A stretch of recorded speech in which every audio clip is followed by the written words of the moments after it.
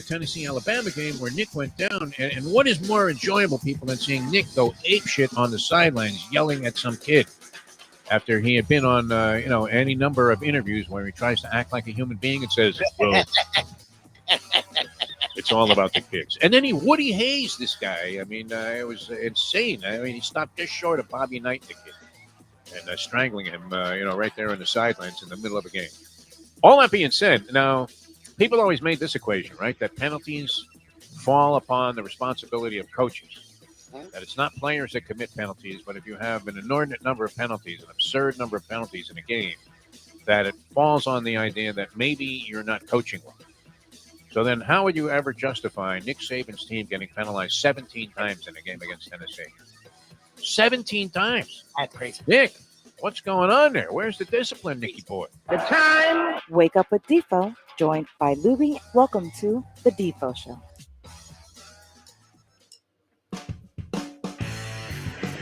And a very pleasant good morning, everybody. Great to be with you here on the Defo Show. Jeff DeForest and one Mike Lubie Lubitz on this fine Tuesday.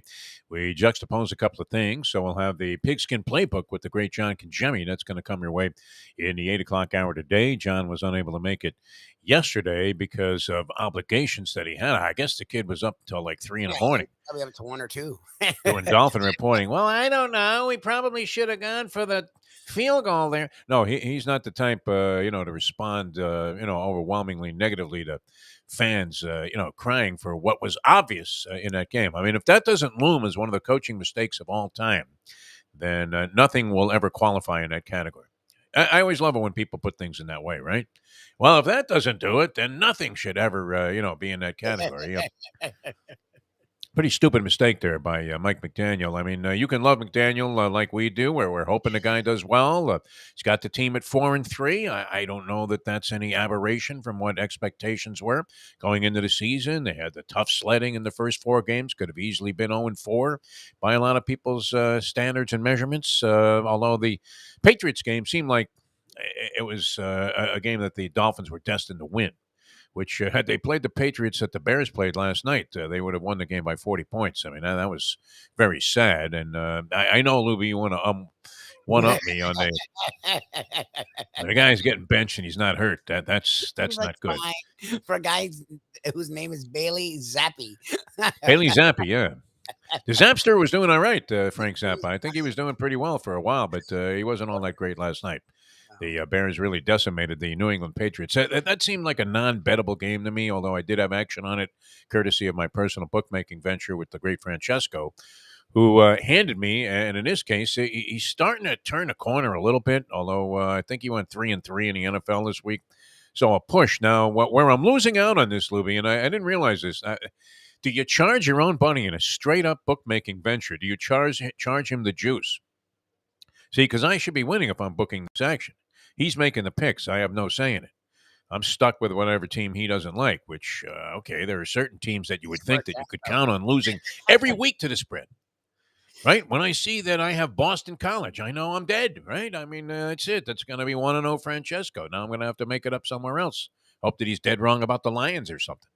But, and you know what's great? If you don't have any interest in the selections, then you're more likely to come out on top. You really are. And think about this. The bookies not only are winning when guys are sub 500 in their wagering, which a lot of people are, but they're raking the juice in, which is kind of saying the same thing twice. I guess that's redundant, right? Because the rake is the juice, is the vig. And that's where bookmakers and casinos and all of these betting sites are really just rolling in cash. That's why they can afford to be a sponsor of everything. You can't find an event. You see dart throwing, and there it is. FanDuel, I tell you what, everything in life is a parlay. I like the way that they're presenting themselves now. It's great. At what point does the NFL and all of these pro entities just turn their back on these people? Never? That's never going to happen again. No. Not when you could be induced into in-game betting. So, that was somewhat unwatchable last night. But I'm a little discombobulated today, Mike Lubie Lubitz. As you know, I depend heavily on, getting through my New York Post while on the throne. I noticed it took me far less time to get ready for the show this morning because I'm not sitting there lingering, reading like the equivalent of War and Peace while I'm taking a dump. But and that's not a pretty image for people early in the morning on a Not to Tuesday. have that image. Thanks. But now is this term even appropriate anymore? I remember when you used to say, "Man, I mean, you don't have to go ape over that." Can you say that? I mean, if you say Yeah. that to like Serena Williams, I mean, are you saying something that's going to cost you whatever sponsorship you have and, the chance to work again? What do you Can't say think? toward Going an ape, going athlete. ape. I wouldn't say toward an athlete per se, but you can just say it in general. Yeah, you can say going ape in general. I wouldn't say that athlete was a gorilla playing like a gorilla, whatever. Oh, no, you do not. That's it. I mean, that Jerry Adler guy, forget about it. He never worked again, huh? I don't even think he can buy a can of tennis balls. This guy that was doing tennis that said that Venus was approaching the net with guerrilla tactics, which, I mean, how could anybody interpret that any other way than to say that he was making a reference to military tactical strategies that obviously were being applied there, putting a lot of, I mean, I would, think that would mean they were, she was putting a lot of pressure on the opponent, right? Guerrilla Yes, tactics. yes. What's wrong with that? It's a perfect description. And yet, some hack from the New York Times, of all places, right? The well-respected New York Times. Maybe Donnie has a point. The New York Times has, destroyed this man's life and career. I mean, to the point where he was so laced with anxiety that he ended up having a heart attack on top of losing all of his jobs and all of his affiliations and basically being ruined over nothing, even if he said it and it was just like an unfortunate reference. I mean, does that mean that the man is a racist? I No. don't know. You're thinking of things on the fly. It's not like that time I was doing a boxing match, and I mean, I'm working with a color man. I think his last name was Fernandez. Can't remember the kid's first name, but he was an accomplished West Coast boxing writer and analyst that I wasn't familiar with. And that was the time I was in Minot, North Dakota, for a Virgil Hill title fight, and so they introduced you to the guy. We met the night before, talked a little bit, seemed like a perfectly decent gentleman, and in the middle of the fight. And I forget who the fighter was, but I'm going to use just an example of any black guy that I remember that boxed. And so it was like Livingstone Bramble. It might have been in some fight late in his career when he was already finished and he just needed a payday. And he refers to the guy during the broadcast as Bramble, and not in the black trunks. Bramble, the Negro.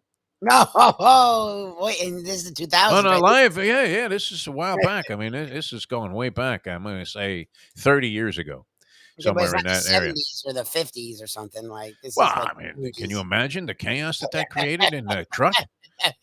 Oh, Did no. he just say that? Oh, Bramble, the Negro. No. He No, was no, like, oh no. my God, I'm on this broadcast. That's it. It's going to be Exactly. guilt by association. There goes my career. Not that it, took off to any great heights after that anyway, but I did end up calling a lot of boxing matches for various organizations, which was always for me a heck of a lot of fun. But, what do you do in that spot? And it's not like you would be saying that, but to get back to this whole thing about going ape, because then it became going ape shit. Ape shit is the expression, It yeah. was like ape shit. So if you said an athlete was going ape shit, are you not referring to the person possibly Race. in the connotations of being a gorilla and or some kind of animal? I- Does putting the word shit on there actually save you from being caught into some kind of controversy? I think it helps. I probably would just stay away from the expression altogether because we're in this Yeah. world where everything is microanalyzed. Right. Yeah. You can't say, "Hey, Lou Duva's going ape in the corner there." Well, you could about Lou Duva. He's a white A guy. white guy, you'd get away with it. Yes, I don't know. It's So a white guy could go ape, but a black guy, if he Man. was, deemed to be going ape by an announcer, very bad. is exits. Look for the exit sign, kid, because that's going to be your last broadcast. All right. The reason I bring this up is because the question is this of the day, and this is a question of protocol. I appreciate any kind of input we can get on a chat line from people that commonly weigh in there, or even some new people, which is always great. To hear from some new people here on the chat line. But at what point do you go ape on the person that's in the Philippines working the phone bank that handles the complaints about the delivery of, say, the New York Post in my case? So I'm always very nice to these people. Even that lady from the collection agency that keeps calling me about the already paid tab at WWNN, which I told her yesterday. I said, listen, Christine, you seem like a very nice person, but enough of this nonsense already. Stop. showed you canceled checks with the corresponding invoice. I mean, Mike Mayo is very, very efficient at doing Yes. business. He's one of those old Jewish curmudgeons. He would have been an accountant, you know. Well, you know what? You still owe me the 285 from 10 years ago. This guy doesn't miss a beat. Right, so he has all the records and everything. We were on the radio station there for like 12 months. And I said, you want me to give you 12 canceled checks? And then you can sort out whether or not your client got paid. You should do. Right? Just Yeah, we were there from November of last year to October of this year. Here's 12 canceled checks. You figure out which one was applied to the proper invoice that you are insinuating, or the company is, that we didn't pay.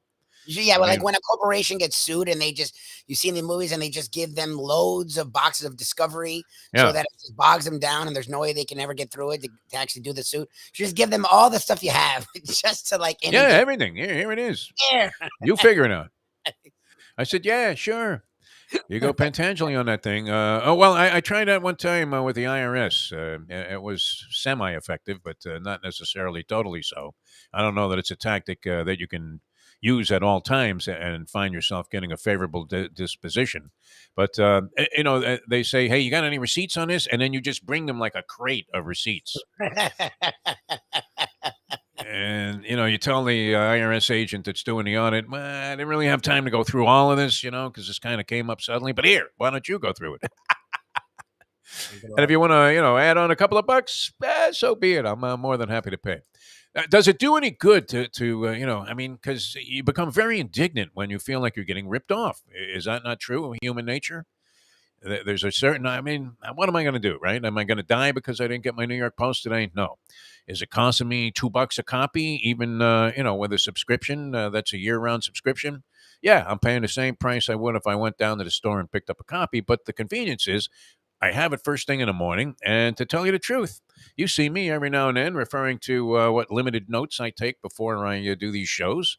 I try to, cover all the bases, but one of the nice things is when you have everything in a concise fashion, and especially in this age where you're trying to follow schedules and odds and things like that, they have, one little, quarter of a page of the paper that has all of that right in front of your face. So when somebody's on and they say, well, I like Georgia Tech, you can sit there and go, oh, yeah, Georgia Tech, 3.5. That looks like a good one. So it's a great convenience. But does it do any good to chew out the person that really is not going to be able to do anything for you? Or are you better off just trying to, take a very syrupy, sugary approach? Well, I know you guys are very busy, and I would really appreciate it because I love getting the New York Post. If you could possibly talk to my carrier and tell them to fucking deliver the paper. I was going to say, I'm usually very nice to the customer service person. The other day, I actually did get a little frustrated at someone. And I know with the student loan debt thing, I fell into You still own a government money on your FSU? Oh, my God, Libby. You're 40 years old. Thank you. I paid a really big portion of it, and I was down to the last few thousand.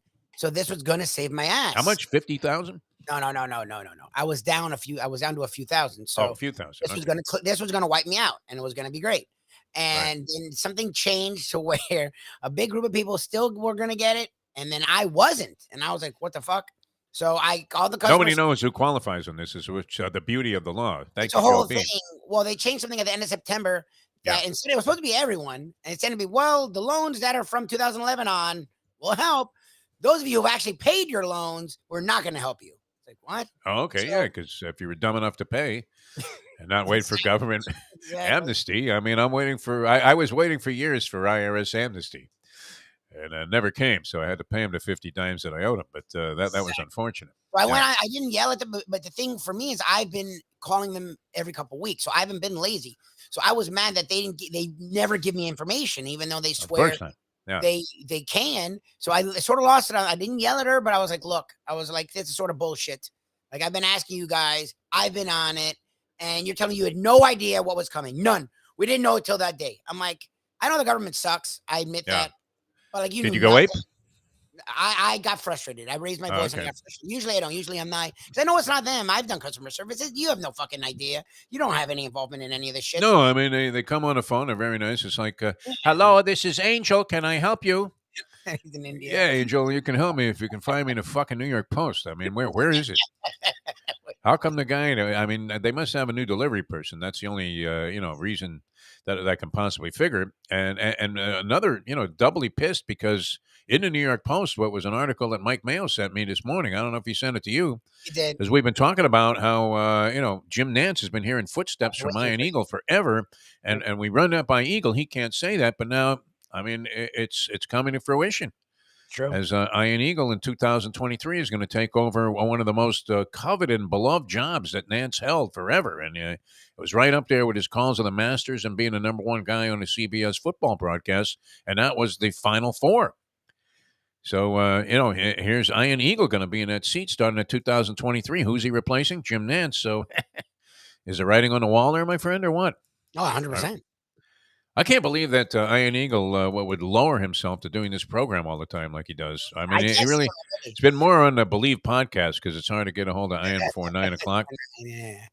But very gracious always. I mean, he seems to love coming on the shows, which is fantastic. And we love having him. But we've been saying this to him for the dozen years or so that we've been speaking with him. Ian Eagle, outstanding announcer. I mean, first class, first rate. And think about this. When you're flawless under that level, I don't know if it's a lot of pressure once you get to that level, because it seems like it's a pretty comfortable job. But it could occur to you during the course of the broadcast that, are there only 20 million people viewing this broadcast? And, it might flub a word or two, just having it. It's possible. But, it handles it like a champ. You would think that he was, just like we are right now, talking to you from our living room and just having a good time talking about the various things that go on in the world and, of course, the world of sports. But there it's happening, right? And that was in the Post. I guess that was a Post exclusive of some sort. I don't know if that's universal. But Nance out, Eagle in. Yep. Now, I would have known that, without Mike Mayo alerting me to it. And it's kind of annoying because I get the Post, and this guy's sending me articles that I haven't read. So there you have it. But what do you do? I mean, do you go ape on the woman or the person? I mean, it varies. I think about half the time you get a woman, half the time you get a guy. And they're very efficient about answering it. And normally they've been able to resolve the problem in a short period of time. Because I've been getting the subscription for years. But does it do any good, people, to go nuts and unload all of your frustration on the poor schmuck who's on the other end of the phone, who really is, not equipped to, do anything distinctive about solving your problem except to alert somebody else that, hey, I got this clown over here and he's cursing me out. What do you want me to do? This call may be recorded for quality assurance. I'll give you quality assurance. You can shove it right up your ass. That's what you can do. Who gives a shit? I try to always be kind to these people, but I mean, my level of frustration is mounting with each passing day. When I was assured yesterday that this problem would be resolved, now what do I do today? Because I'm going to get a different person, and I try to, always maintain some level of calm. But and my life isn't going to change dramatically whether I resolve this issue or not. I guess my alternative, like we always talk about with these Let's Eat South Florida people, is to just not get delivery of the Post, and therefore not be frustrated by it. But it's one of those things that, I truly enjoy. I look forward to it every morning. I like reading a newspaper sports section. There happen to be very few good ones left in America today. I think, it's largely dinosauric, right? The thing of the past.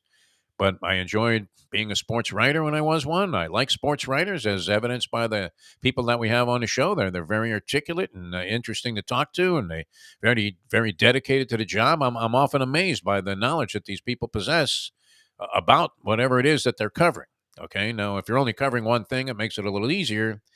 You, as you have discovered here, Lubie, you can't be one-dimensional in the talk show and or streaming game. You should at least have some working knowledge of virtually all the things that go on, even if it's, to halfway understand what's going on in the World Cup, what is going on in the World Cup, by the way? Well, are they playing that underground? What's going on with that?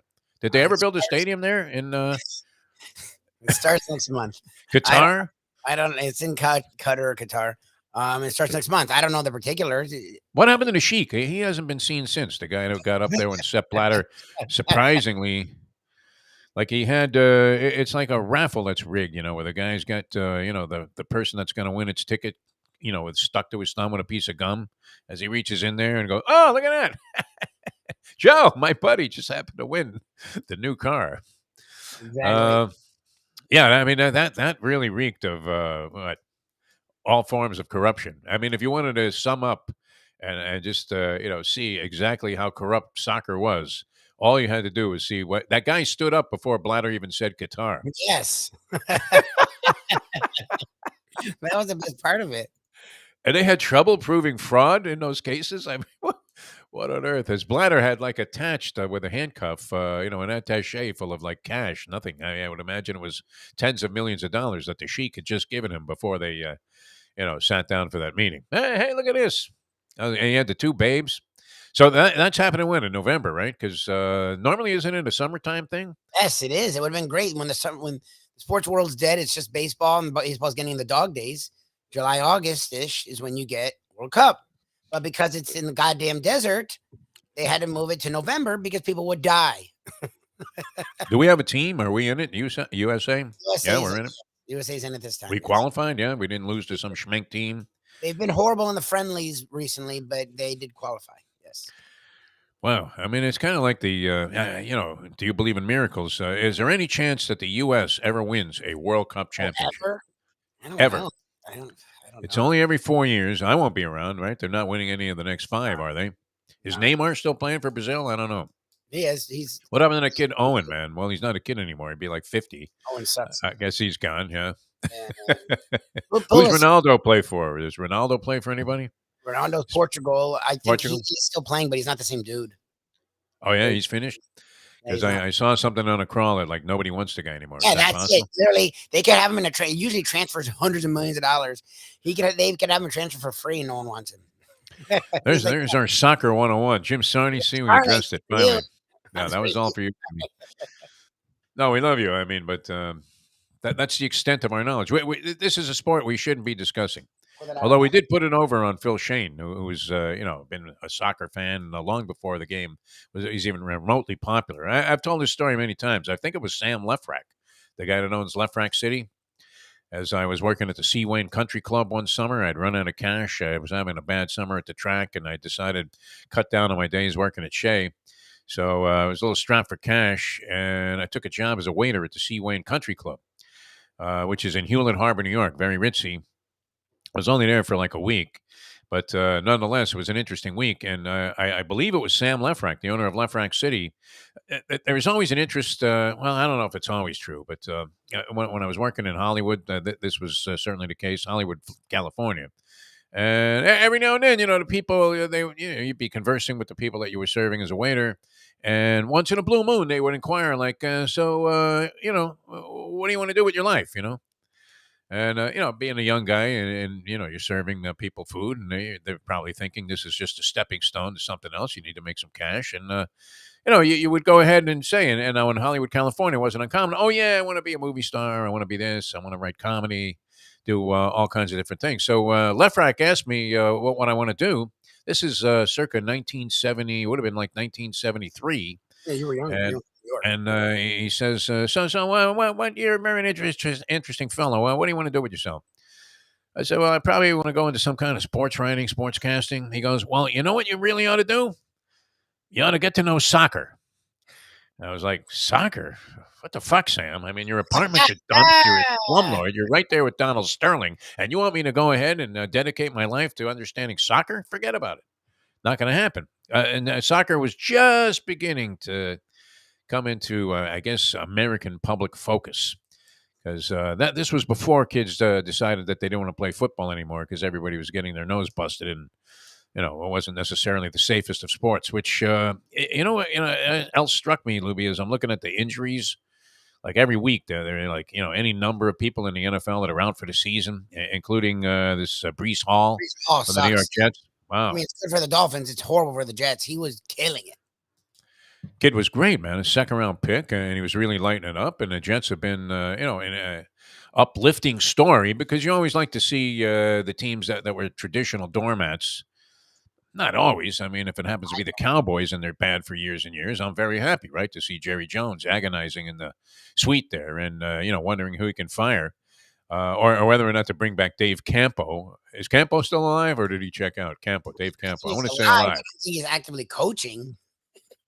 I can't imagine, right? I mean, how could you ever get another job after that disgrace of a performance with the Dallas Cowboys? But anyway, He's 75 years old. He's alive and I presume well. okay, yeah, no, I mean, I don't wish him any ill will. He was great. He was with the Canes there for a while, and it was a holdover from the Jimmy thing. It's interesting that you would want to dump Jimmy Johnson and give the job to like a Dave Campo, which shows you Twice. What do you mean? They gave him a gig. when it comes to Jerry Jones, an ego is a terrible thing to waste. But looking at the injuries that are sustained, I mean, there was like 8 guys that sustained serious injuries, and you would imagine countless others. Now, much of that, you're seeing an increase in the number of injuries being reported of a serious nature that are going to keep players out of games because of the concussion thing. And it seems like now everybody has a concussion. And a lot of the injuries are related to that. But when you look at the serious injuries that are sustained by football players, I don't know how this game is sanctioned at all, Louis. Think about it. I mean, you could say the same thing about boxing, certainly MMA. Although I don't know, did they just not report permanent damage that MMA fighters experience? Is the sport too new to see a bunch of punch drunk MMA guys walking around out there, where they don't know what day it is? But when you look at the kind of injuries and how serious they are, and then on top of that, factor in the CTE and the long-term damage that is done. I mean, it was always hard to see those clips of Jim Otto when he was trying to get out of bed. The former, Hall of Fame center from the Oakland Raiders from like the heyday there in the late 60s, mid 60s, 70s. And the guy couldn't move. Right. And you've seen any number of other really tragic stories about the debilitating effects and impact of playing football, whether it was concussions or head injuries or neck injuries, spinal injuries. But when you see the list of injuries, I mean, there's some serious shit that goes on out there, Louie. This is not, for the faint of heart, this ball game that we're watching strictly as entertainment. I mean, it's very gladiator-esque, is it not? I'm waiting for Russell Crowe to come out there, slay like a tiger or a lion. Speaking of that, how long does Dan Campbell last if Detroit keeps losing? Does he keep the job just because he's popular? Well, how long? What are they? Are they 1-5 now? The Detroit Lions, I believe they're 1-5 on the season. 6. I mean, 1-6, yeah. 1-5, and the Dolphins. Nice. 1-5. Oh yeah, they had a bye. They had a bye already. 1-5, and that's what the Dolphins play this week. Nice. That's good. This isn't easy. The Lions, yeah, they're horrible. Bunch of other strange stuff. John's going to join us. We'll talk some football on the Pigskin Playbook with John Congemi, formerly known as Dateline Dolphins. But and we'll get into all of that with John Congemi. But have you noticed this? I mean, you mentioned Frank Zappa that's now quarterbacking, and you had Mac Jones benched. I'm surprised you didn't text me when this guy got benched in a game. I didn't see that portion of the game. I was out last night for a while. Played a little tennis with my son. A beautiful night. I mean, wow. Are we lucky? Here in South Florida, you people around the country don't know what you're missing, man. Because this place is a gas. You can complain about it all you want, but if you're the type of person that likes to go to the beach, enjoys the sunshine, wants to play sports year-round, whatever sport it is that you want to play, outside, and usually, absolutely delightful conditions, this is the place to be. I don't think you can do this anywhere else. You can't do this in California. It gets cold. No, it gets cold in California. Wintertime at night in California, even in the summer, it cools down. It's kind of that's a pleasant aspect of it. We don't get that here when you're swatting mosquitoes the size of clinchers. The minute you walk outside, you hear, you're like, what is that? And you have a swarm of mosquitoes surrounding your head, just circling like they're in orbit. And you're thinking, you're trying to pick them off. 1, 2, 3, like you're playing one of those war games they used to have where you had to, shoot down the planes. That's kind of what it's like. But if you're looking for a place where you can just enjoy yourself, I mean, the last couple of days, I pop over to the beach here, fantastic, and the conditions couldn't have been any more delightful than they were last night. Now, we were talking yesterday on the Mike Mayo Lunchbox Show with Patrick Utter, who runs 2 of the great sports bars, both named the same, Shenanigans. One is in Hollywood, the Hollywood area there, and it was always great. That was the original. And now I didn't realize it's been 15 years. You were there yesterday. Did you get to eat anything, or did Mayo just poach it all? I thought I saw you have like a French fry or something. Did you get anything? Some wings. He wasn't doing too much of the wings, so I was able to get wings. Oh, good. I had a bite of the meatloaf, but then he took all of the meatloaf. Um, and then I did get the majority of the dolphin, the mahi mahi sandwich that I'll probably eat later. So he was in How the was show. that, man? How was that I mahi didn't mahi try sandwich? it. He ate some of it, and it Oh looked yeah. good. It looked legit. Like Oh, you took the rest home? Yeah. yeah, I took it home. Yeah, I haven't got. We were moving all day yesterday, so I didn't I really get noticed you to. were getting nudged down at a shot, because of Well, he Mayo was like, spreading his elbows to protect the food. He'll be doing that again today, this kid. he'll be a grandpa, so he'll be Oh, he loves that. Oh my swarming. God. He'll be juggling matzo balls. But you were talking with Utter about a sports bar, and I was at a place yesterday. Now I didn't even realize that the Heat were playing. But if you have 20 screens in a sports bar, should you not be aware? Somebody should be aware in management of what. Should there not be somebody that says, "Hey, okay, what games are on that people are going to want to watch here?" Because Yeah, what do you every screen had the football game, and then they popped the sound on, which I don't really need, but but every screen, I wouldn't have known that the Heat were playing the Raptors last night to fall to 1-3. Did the Raptors that game that the Heat won? Did the Raptors just play the Heat 2 times in a row in Yes. Miami? No, I think one. Were they both in Miami? I don't think they both were in Miami, and I think there was a few days between the games.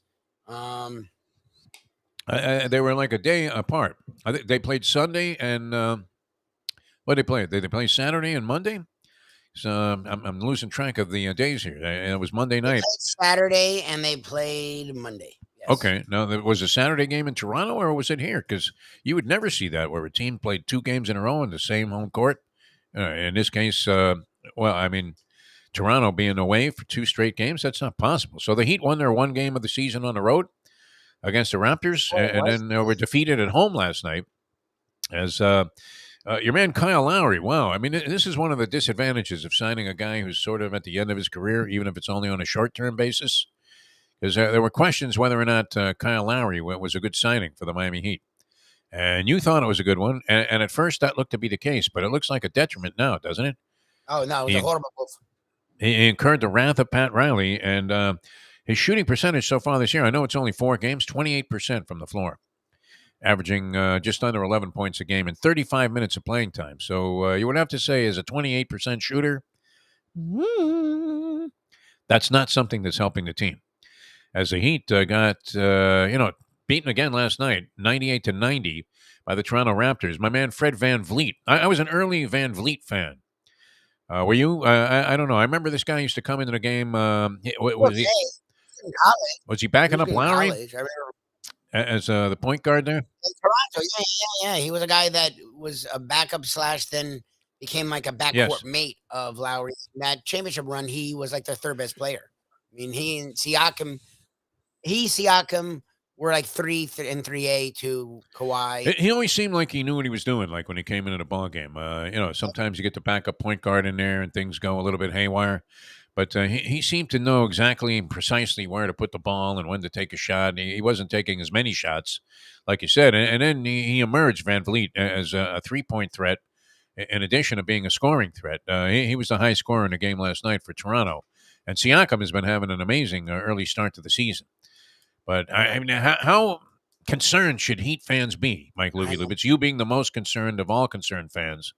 But off to this 1-3 start, and seemingly, I mean, I was watching them, and like I said, in that Celtic game, I couldn't believe how easily the Celtics were scoring. It was almost token pressure. Did Spoelstra call for token pressure? Where you just kind of put a hand up there. You're not going to foul the guy. You're not when he shoots, you're barely going to jump, and just kind of put a hand up. Maybe trying to put it in his face. Maybe you're even yelling, "Miss it!" And that's your idea of defense. My problem is that, they don't have any size. Like Bam is like 6'9". Like Bam isn't a center. No. You need a big guy next to Bam. Instead, they're not doing that. They're doing like Caleb Martin, who is like Caleb Martin has decent height, but he doesn't play big. He plays more like a forward wing. So like I don't know. He was suspended last night, Martin, wasn't nice. he? Okay, yeah, well, he was hurt or suspended. No, he was suspended. He threw a guy, he body slammed one of the Raptors in the previous game after being upset. Speaking of upset, man, the Boston Celtics had a lot of reason to be upset last night, and they were upset as they sustained their first loss of the season They got annihilated. Yeah, the coach got thrown out, and I believe and one of their players, Grant Williams, got thrown out. Got thrown out of the game. Joe Mazzulla, he'd been doing well. He was undefeated as a head coach there. This is the guy that took over for Udoka, Yep. Ime Udoka, who some people are speculating will coach again. I mean, But, he may this thing will blow over. I don't think coaching there. He may coach in his life. No, I don't think he returns to the Celtics. I Yeah, would think that relationship had been you severed. know, unless it's something egregious like Donald Sterling type of shit, like it comes back around. You get an assistant gig, and then you work your way up. Especially, he's a legit coach. Like the dude's good, and we really don't know what the fuck happened with that whole thing. Well, what he should do is just go to the college ranks, because it He should doesn't go to matter what Vegas. atrocities you're guilty of as a collegiate coach. If Tim Floyd could get another job, anybody can, right? And the guy that's coaching Xavier Miller, who was at Arizona, and it was guilty of virtually every violation that you could possibly be involved in with the NCAA rules. So whenever they were applicable, and it was guys were going to prison that were on his staff for the stuff that went on there at Arizona, and this guy's got another job. So the college ranks, supposedly, the sanctimonious college ranks, where you would want people of the highest level of integrity to be leading these young men, are as unscrupulous as anything, including the pros, where you would figure in professional basketball you're more likely to tolerate an anything goes type of approach, even if Udoka was banging the owner's wife, which I don't know that he was doing that, but how is it that nobody's been able to get to the bottom of that either? I mean, that is a better kept secret than some of the stuff that was contained in the Trump documents. No, I knew you're gonna. that's more public than what happened there with the Boston Celtics. Every reporter in the world is trying to figure out what happened there, and nobody knows. It's amazing. So they've done a good job of at least protecting the identity of the person that was involved in this, which somebody has to know, right, Lubie? Oh, the truth is there. Just no one's going to admit it. Udoka. What's weird is Udoka isn't going to keep his job, so you would think he'd be the one to say, put like a Flores and be like, "Look, if I'm going to lose my fucking job," but I guess since he hasn't lost his job yet, he's just suspended for the year. I guess he'll hold his tongue. I mean, Are they paying him to be quiet? What do you think? well, no. Does he get his salary, whatever it is, like $5 million or whatever the heck it is? From what I've heard, he's getting. I haven't heard that he's not getting paid. Like he's just indefinitely, Hardly seems like punishment at that point. For us, It's a dream come true. Yeah, these guys like doing their jobs. Like they enjoy this. They work I'd hard. love to get suspended and get paid. I mean, that's the way to do it. Suspended usually leads to dismissal when you were in our racket. That's for sure. All right. So the game last night, I don't know. I mean, is there much to discuss there? Most people will be happy that the Dolphins are not in last place, that the Patriots trail them. And the AFC East, I mean, shakes out Buffalo. Seems to be far and away the superior team, even though the Dolphins have a win over the Buffalo Bills. The Jets, I don't know. Am I believing the Jets and the Giants? Do you really think the Jets and Giants? We'll talk about this with John Congemi. Can they sustain what they've been doing? Is this an illusion? What do you think, Lubie? Okay, Sarni has made fun of me for saying this. I've done this a lot with college. Yeah. The Jets have played nobody. And the Giants, they both play nobody, and no one expected anything of them. So it's good for them to be 5-1 and 5-2, right? Yes. Or 6-1 and 5-2. 6-1 and 5-2, which is friggin' amazing because they're supposed to be the meat, right? So it doesn't matter who they play. They're supposed to be everyone beats up on. So good for them. But before we take that talk of them being serious contenders, go and play the Bills. Schedule has been very, much on the light side. Yeah. Even the Rams. Well, I mean, even Denver on the road. I mean, Denver turned out to be a schmenk team.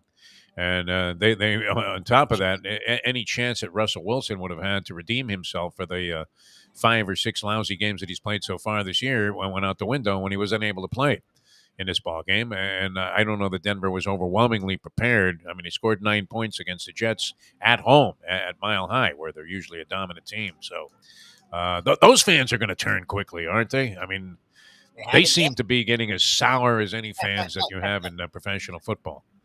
Because, the Broncos had tremendous loyalty. And, it was nice when Johnny Elway was chucking the rock for you guys, but what are you going to do now? But they seem to remain loyal to the team. And imagine, fueled with tremendous optimism, thinking, wow, we got the guy, Russell Wilson. Yeah. And, it turned out Bissinger was right? Buzz Bissinger came on the show. Bissinger was 100% right. Russell Wilson sucks. Sucks. He sucks. Like the last guy you would want quarterback, you would rather have Ryan Tannehill Like at least quarterbacking your team. Oh yeah, at least Tannehill doesn't look total ass. He's just average.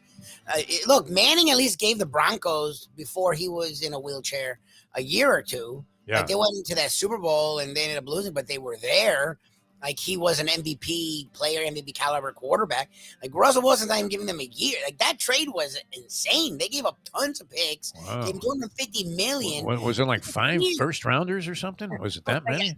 3 first rounders, a couple second rounders, some thirds. Like he's bad this year, and in the beginning, and Geno Smith is at least decent. I think Pete Carroll would be a genuine candidate for Coach of the Year. That team was supposed to be awful. Yeah, and then they deal Russell Wilson because they realize, hey, we're going to be awful, so we may as well get something for this guy now. They make a huge score. I mean, the general manager there has to be just absolutely the toast of the town in Seattle. And then they're quarterbacked by Geno Smith, and Pete Carroll has him playing well enough that he's actually garnering respect. This was a guy that was best known for getting punched in the face because he welched on a bet.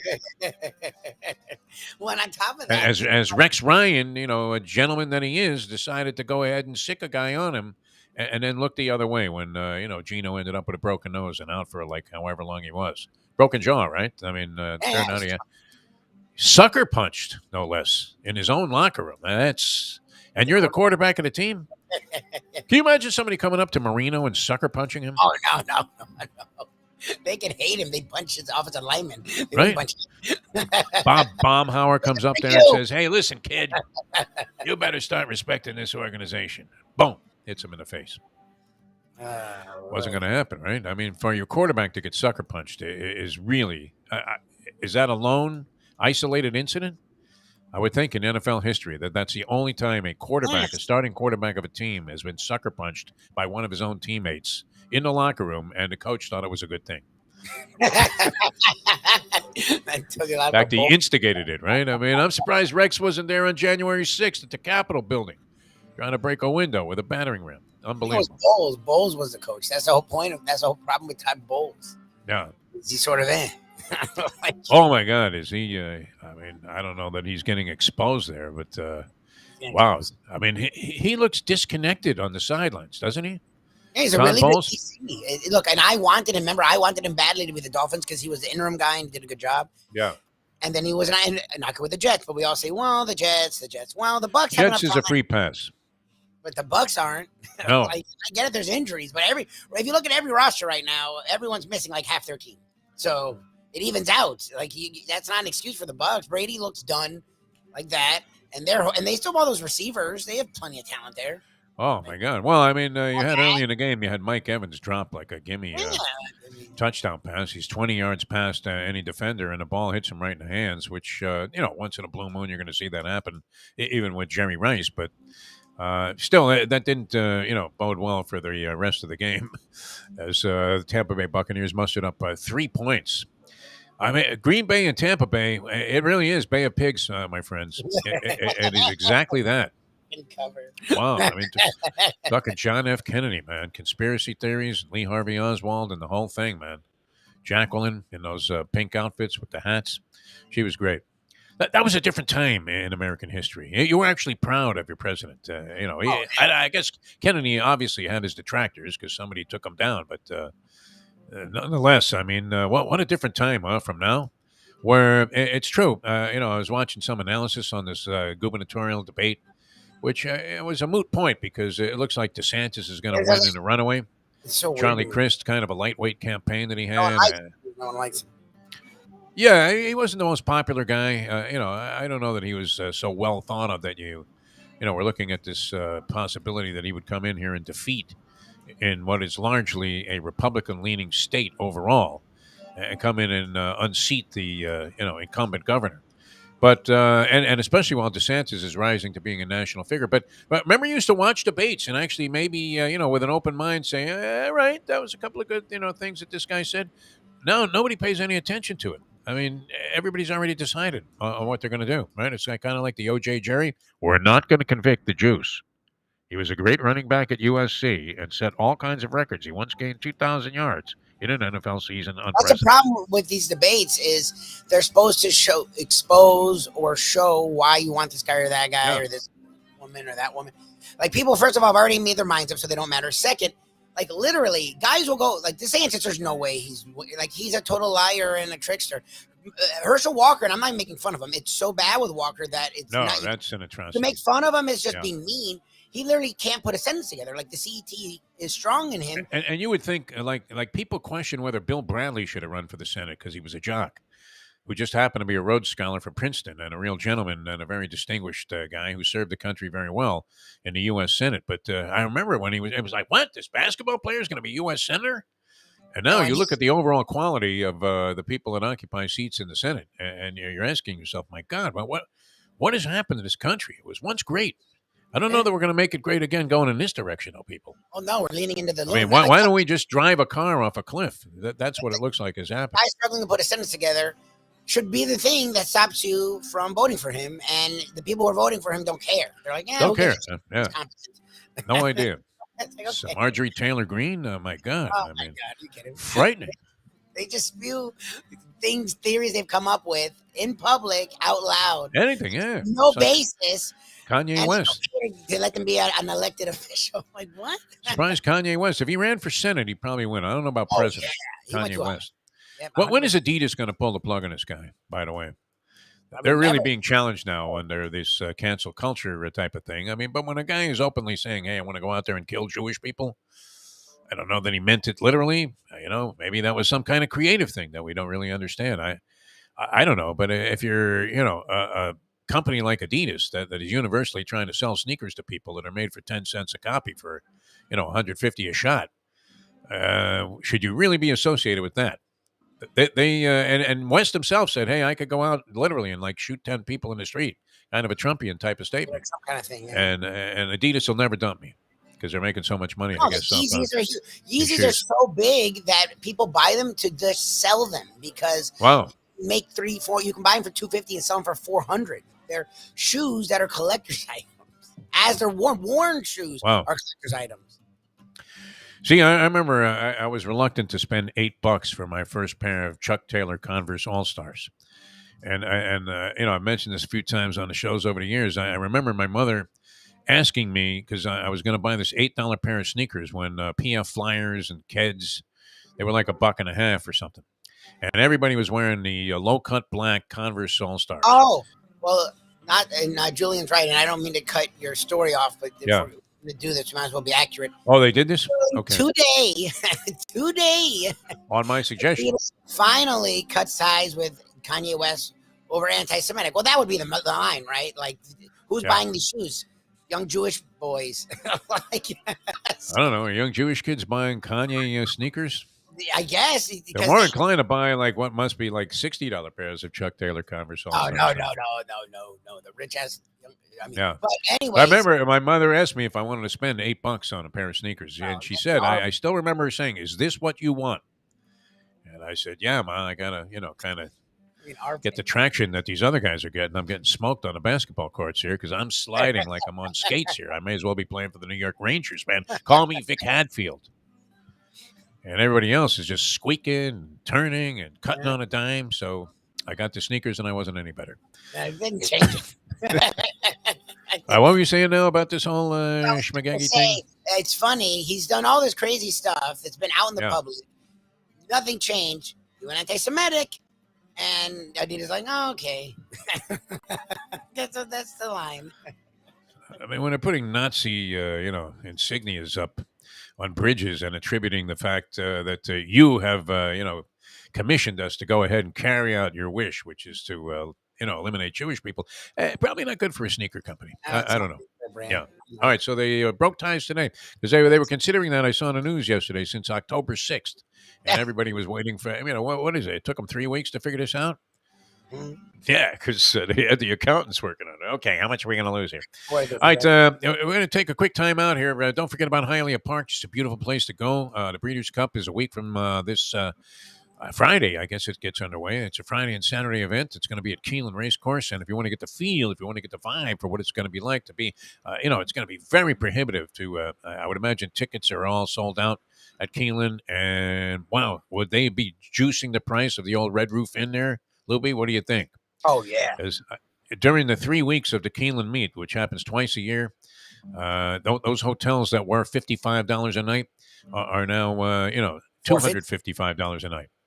And that's, well away from the track. So you're going to need a car and everything. Not that you're going to find a hotel that was in walking distance, but nonetheless, and so it would be great expense to go there. If you want to get that same kind of atmosphere, right? Just look out over the paddock area there at Hialeah Park and punch away like a maniac in the Champion simulcasting room. And you'll have a beautiful, I'll guarantee you, it'll be as close to the Keeneland experience as you can get.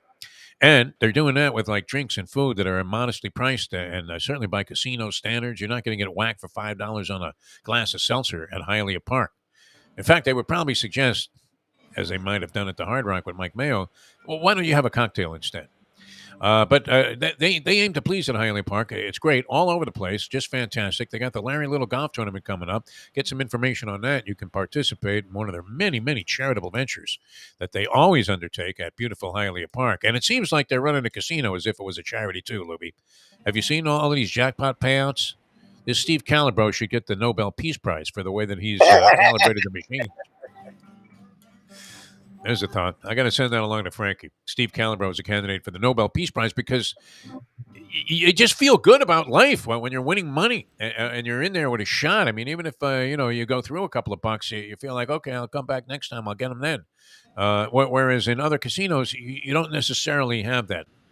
That casino, by the way, Harrah's in New Orleans. If you're playing the machines, I mean, just you may as well just throw your money in the Mississippi.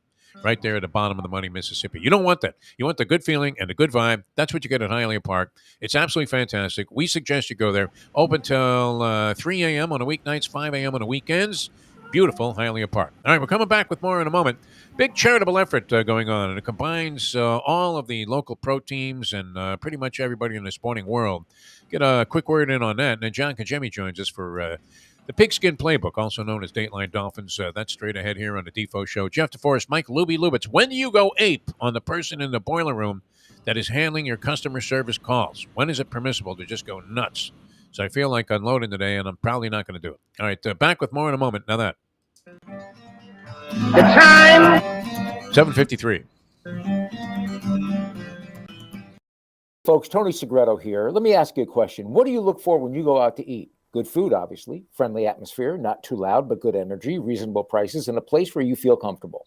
All those ingredients, no pun meant there, are hard to find unless you're talking about the Texas Roadhouse. You see, they encompass all of those attributes. Really, really good food, amazing atmosphere, good for a family, good for a date, or just a night out for yourself, and prices that will make you extremely happy. Their ribs, unmatched. Steaks, hand-cut every day.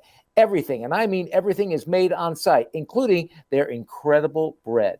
It's the one day, folks, that you can forget about low-carb diets. Trust me when I tell you, Texas Roadhouse, your restaurant, your destination when you say, where should we go and eat tonight? From the newly renovated sports bar to the beautiful bayside views captured at the Tiki Bar, Jimmy Johnson's Big Chill has it all. Located at mile marker 104, the Big Chill also offers waterfront dining while experiencing breathtaking sunset views of the Florida Keys. It's simply the hottest spot in the Keys to cool off. That's Jimmy Johnson's Big Chill at mile marker 104 in Key Largo. For more information, call today at 305-453-9066. Recently, we realized it's not just hurricane season that can hurt us. Any time of year, things can happen to your home or business. And the insurance company can be your friend, but they also can be your enemy. Horizon Public Adjusters, Justina Testa, are here for you to help this process go so much easier. Before you call the insurance company, call Horizon Public Adjusters and Justina Testa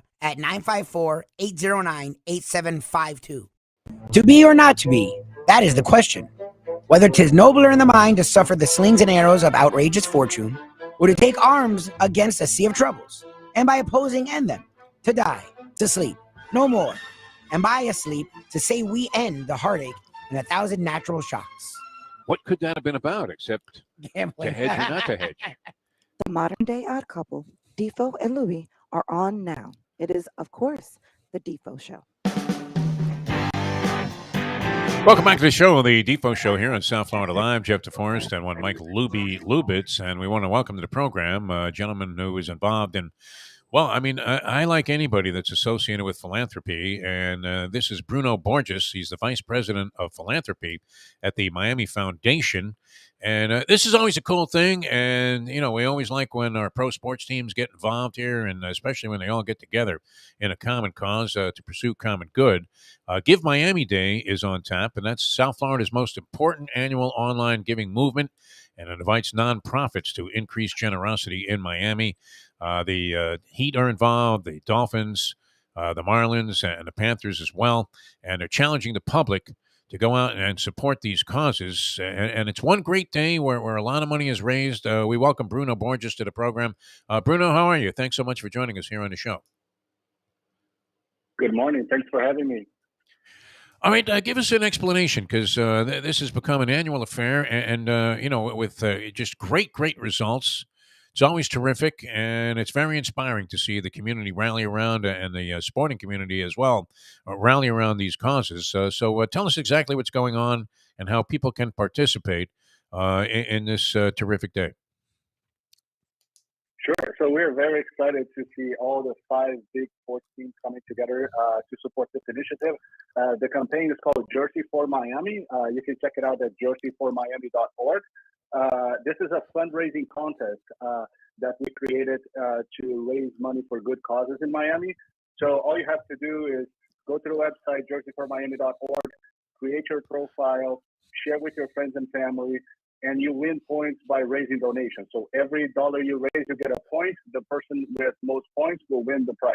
And as a prize, the winner gets 5 signed jerseys from the big sports teams in Miami, $5,000 in cash, and $5,000 to donate to your favorite nonprofits on Give Miami Day. All right, sounds good. Tell us in general, Bruno, what the philanthropy involves at the Miami Foundation. I would imagine it's not just isolated to this day.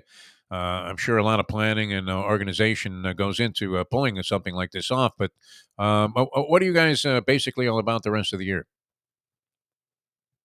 Yeah, so we are the hub for philanthropy in Miami. So we convene philanthropists and nonprofits to create a positive impact in our community.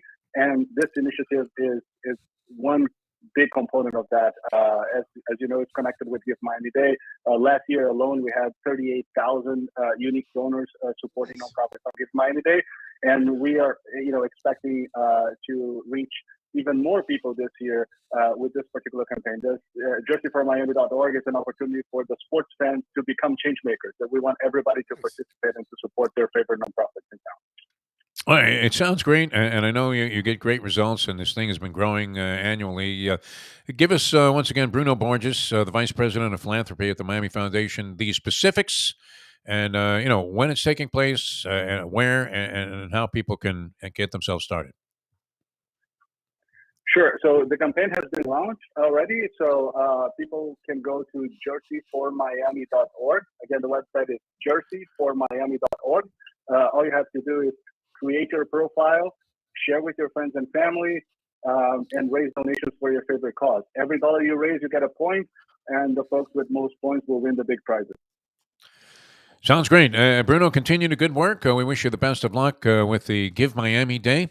And it's South Florida's most important annual online drive for charitable funds, and the money all going to great causes. So thanks so much for being with us, and best of luck with the event.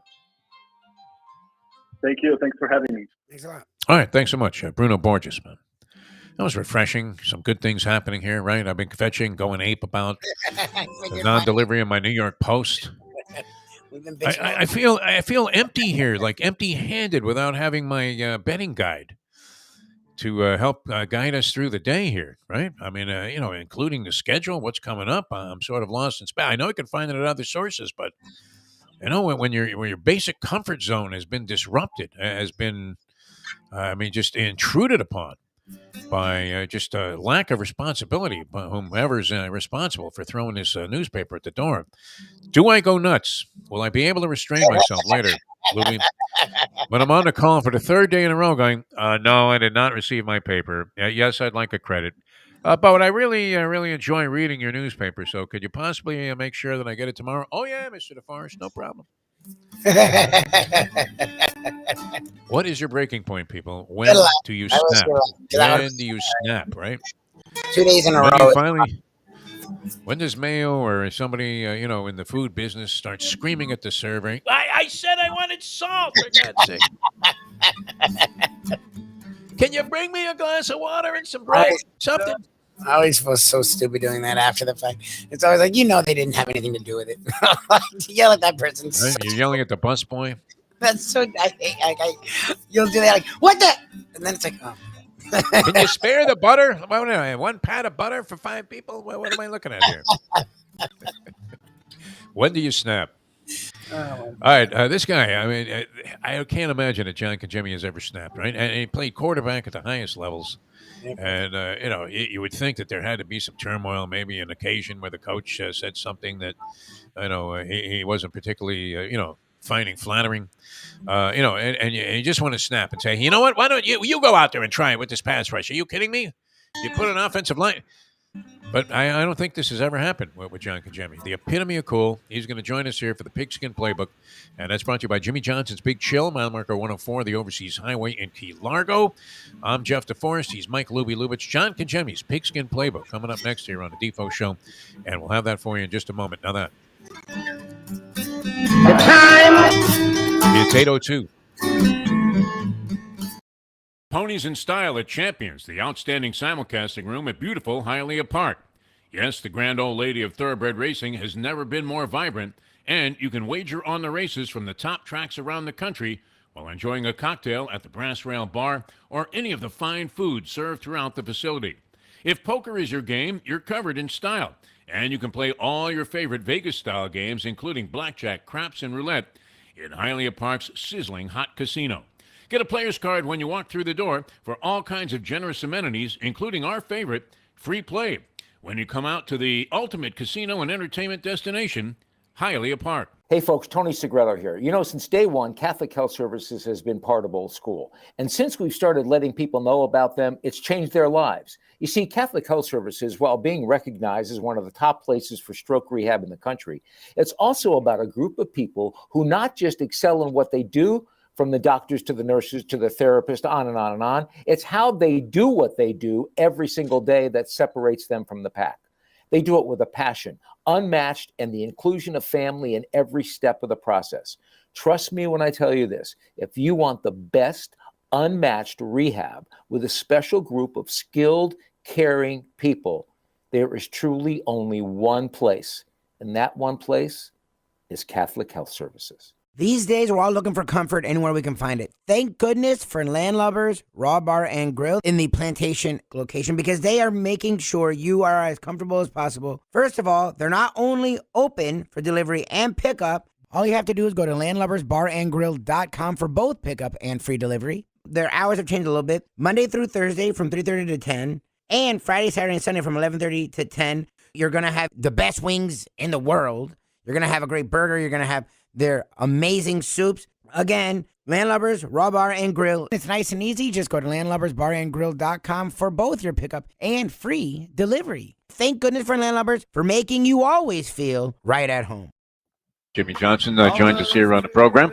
We do have to clarify one thing. You never had Jim Brown on the roster there at Oklahoma State, because I'm giving you Thurman Thomas and Barry Sanders for the last 12 years, but that's how the legend grows. But I do remember covering the Canes back then.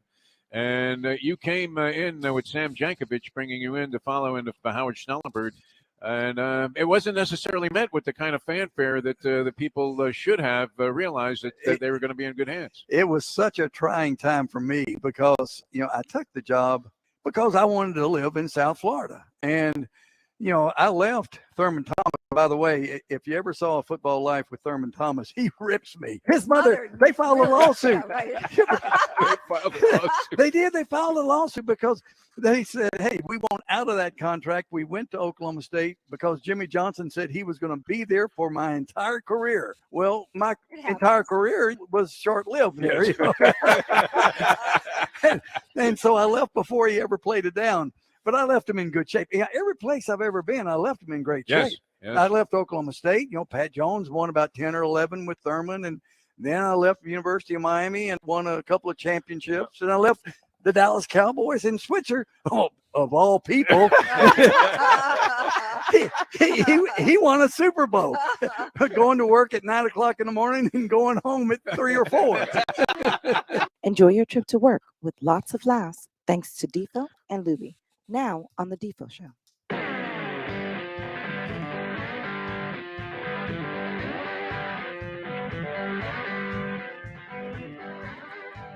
Welcome back to the show, the Defo Show here, and glad to have you with us. Jeff DeForest, Michael Lubitz, and about to be joined by the great John Congemi, and we'll conduct a little John Congemi's Pigskin Playbook as soon as we're able to bring John into the program here. I see Lubie punching buttons, and then he has that wide-eyed Marty Feldman look on his face where his eyes are bugging out of his head. Is there a problem with John? No, I don't know. He said he'd be on the 805. Oh, he isn't ready to go yet. I thought, we had him standing by here. I don't have him yet. All right, very good. All right, well, shortly we'll be joined by the great John Congemi, who, of course, was with us that day that we were talking to Jimmy Johnson. That was a great, for an hour with any guest. We had a lot of fun, covered a lot of ground there with Jimmy. I always like the edge that he has when he mentions Barry Switzer, or any mention of Switzer is made. And you're thinking, what did Switzer win? Did he win one Super Bowl and go to a couple? Because, clearly he was not in Jimmy's class as a head coach on the professional level. We went to, they had won 2 in a row. Yeah. Then the Niners won that year. That was the Niners and the Cowboys met in the NFC Championship, and the Niners won. And then the next year he went to the Super Bowl, and that's where they beat the Steelers, and Larry Brown was the MVP. MVP, yeah. And, that was an interesting one because he was one of those guys that won an MVP. We were talking about this with regard to the World Series, where you'll have a guy and he becomes a playoff MVP or a World Series MVP, and then gets a boatload of money from somebody. And what was it? Jorge Soler was the guy on the Marlins side who won the MVP. Was he the MVP of the World Series? I want to say yes for the Braves a couple of years ago. Yeah, he had a big World Series. And yet you were looking at a guy whose overall body of work didn't suggest that he was going to be that type of player. Where, you just, I guess, who was it? Was it Denny Doyle many years ago that was with the New York Yankees? And, it was like a punch and Judy hitter, but all of a sudden he had like a huge World Series. Now, I don't know that he went somewhere else for a boatload of money, but certainly that was the case with Larry Brown, who never really did much to distinguish himself after that. The MVP of that particular Super Bowl, and Jorge Soler reverted back to being the 240 hitter that he was. I don't even know if he hit 240 this year. I always use the example of, the Italian pronunciation. They were very fond of Gino Tonacci there, Gene Tennis, who was really sort of a nondescript member of those Joe Rudy Oakland A's teams. And he came up huge in the playoffs, but, he still, his essence was he was a 220 hitter that was maybe going to approach 20 home runs on the season. So all of a sudden, everybody will deem these guys as superstars, and you'll get a GM that will go ahead and bite on the idea that they're going to be able to sustain this playoff success. Wow. I mean, is this guy styling as usual? The great John Congemi joining us here. But, John, how are you, first of all? Always great to have you on the show. Thanks, guys. Sorry I was a bit late. I was caught up downstairs. I'm out of town, so I'm working, actually, for a living today. Oh, yeah? It does look like a hotel room background there. It does. I just didn't bring this in for you guys. Yes. Oh, darn. Very nice. Wow. I mean, so where are you? I mean, can you say, or is it undisclosed location? No, I'm actually in Tampa. Oh, Tampa. Okay. Yeah. Well, I mean, how sour are they? I don't know, picked up a newspaper or listen to any talk shows. Angry people here. Okay, what do they think? I mean, is there no hope? Is it time to throw in the towel on Tommy Boy, Todd Bowles? Who are they blaming? I think they're blaming a little bit of everybody. You know, it's funny. You start talking football, and usually here it's a good topic because of what they have and what they've done in their recent past. Um, People walking the street, people out to dinner, people hanging out for a drink, not happy at all from top to bottom, and a lot of fingers pointing at Tom Brady. But I kind of think that you still have a chance if you have a guy like Tom Brady at quarterback. So it's a marathon, not a sprint, but these guys are losing a couple sprints. And if you lose too many, you don't have a chance to finish the race. Our good friend Annie suggested that Giselle has $1,000 on the under 9 wins for the Tampa Bay Buccaneers. And when she saw maybe that they were going to get off to a good start, she decided to, file for divorce just to mess with Tom Brady's mind. I mean, is he the same guy, John Congemi, in your opinion? Because, I mean, it seems like this offense is anemic. I know he hit Evans in the hands with a bomb that might have changed the dynamic of the game in the early going, but they still only manufactured 3 points in the entire game, and that was coming off a 20-18 loss to the Pittsburgh Steelers the previous week. So, I mean, is Brady suddenly showing signs that he actually is a shot fighter?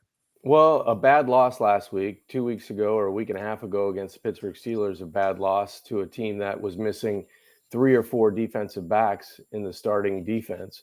I don't think he's shot. I just think it's inconsistency with offensive line, inconsistency, but who's going to line up at wide receiver early in the year. And now, you have some and it all adds up to like it's Tom Brady in decline.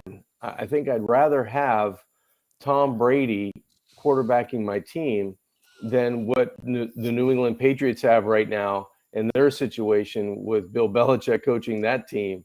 I think Tom Brady gives you a chance because he's actually on the field. He's actually, in control of wins and losses, where coaches have very, very little to do with the outcomes of games. They have some input. You get a game plan, but ultimately it comes down to the players making plays. And right now, I'd rather have a guy like Tom Brady than some of the other quarterbacks around the National Football League. It's getting bizarre, too. And, usually we all know that there's a big drop-off in most cases between the starter and whoever the backup is. You hope that's not the case, but if you have a top-quality starter, it's hard to have a second guy on the roster that is anywhere near that caliber of talent. But I'm just looking at some of the names that are now starting quarterbacks. Mac Jones, who we thought was going to be an emerging talent.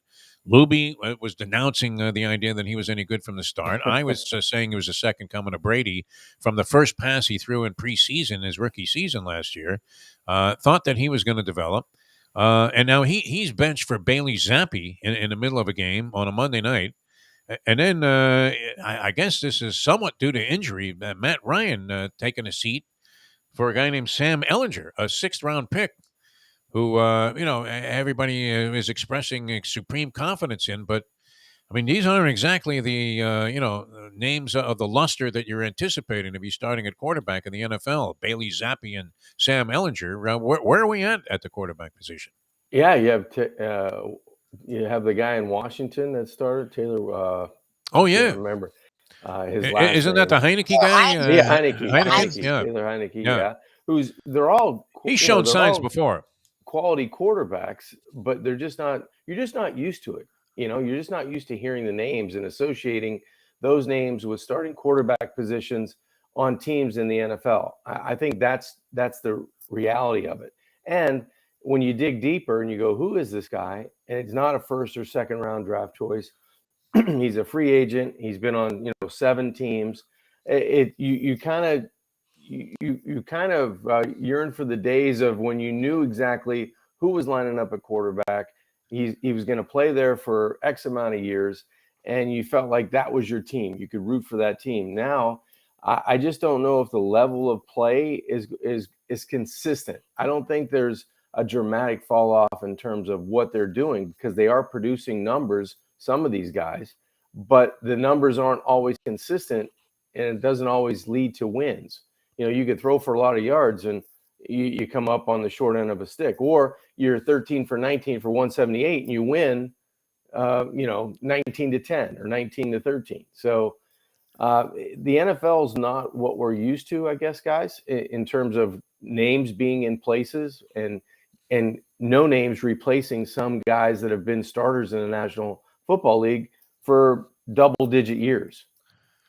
Well, and I guess in Carolina too. I can't even think of the guy's name, but JP.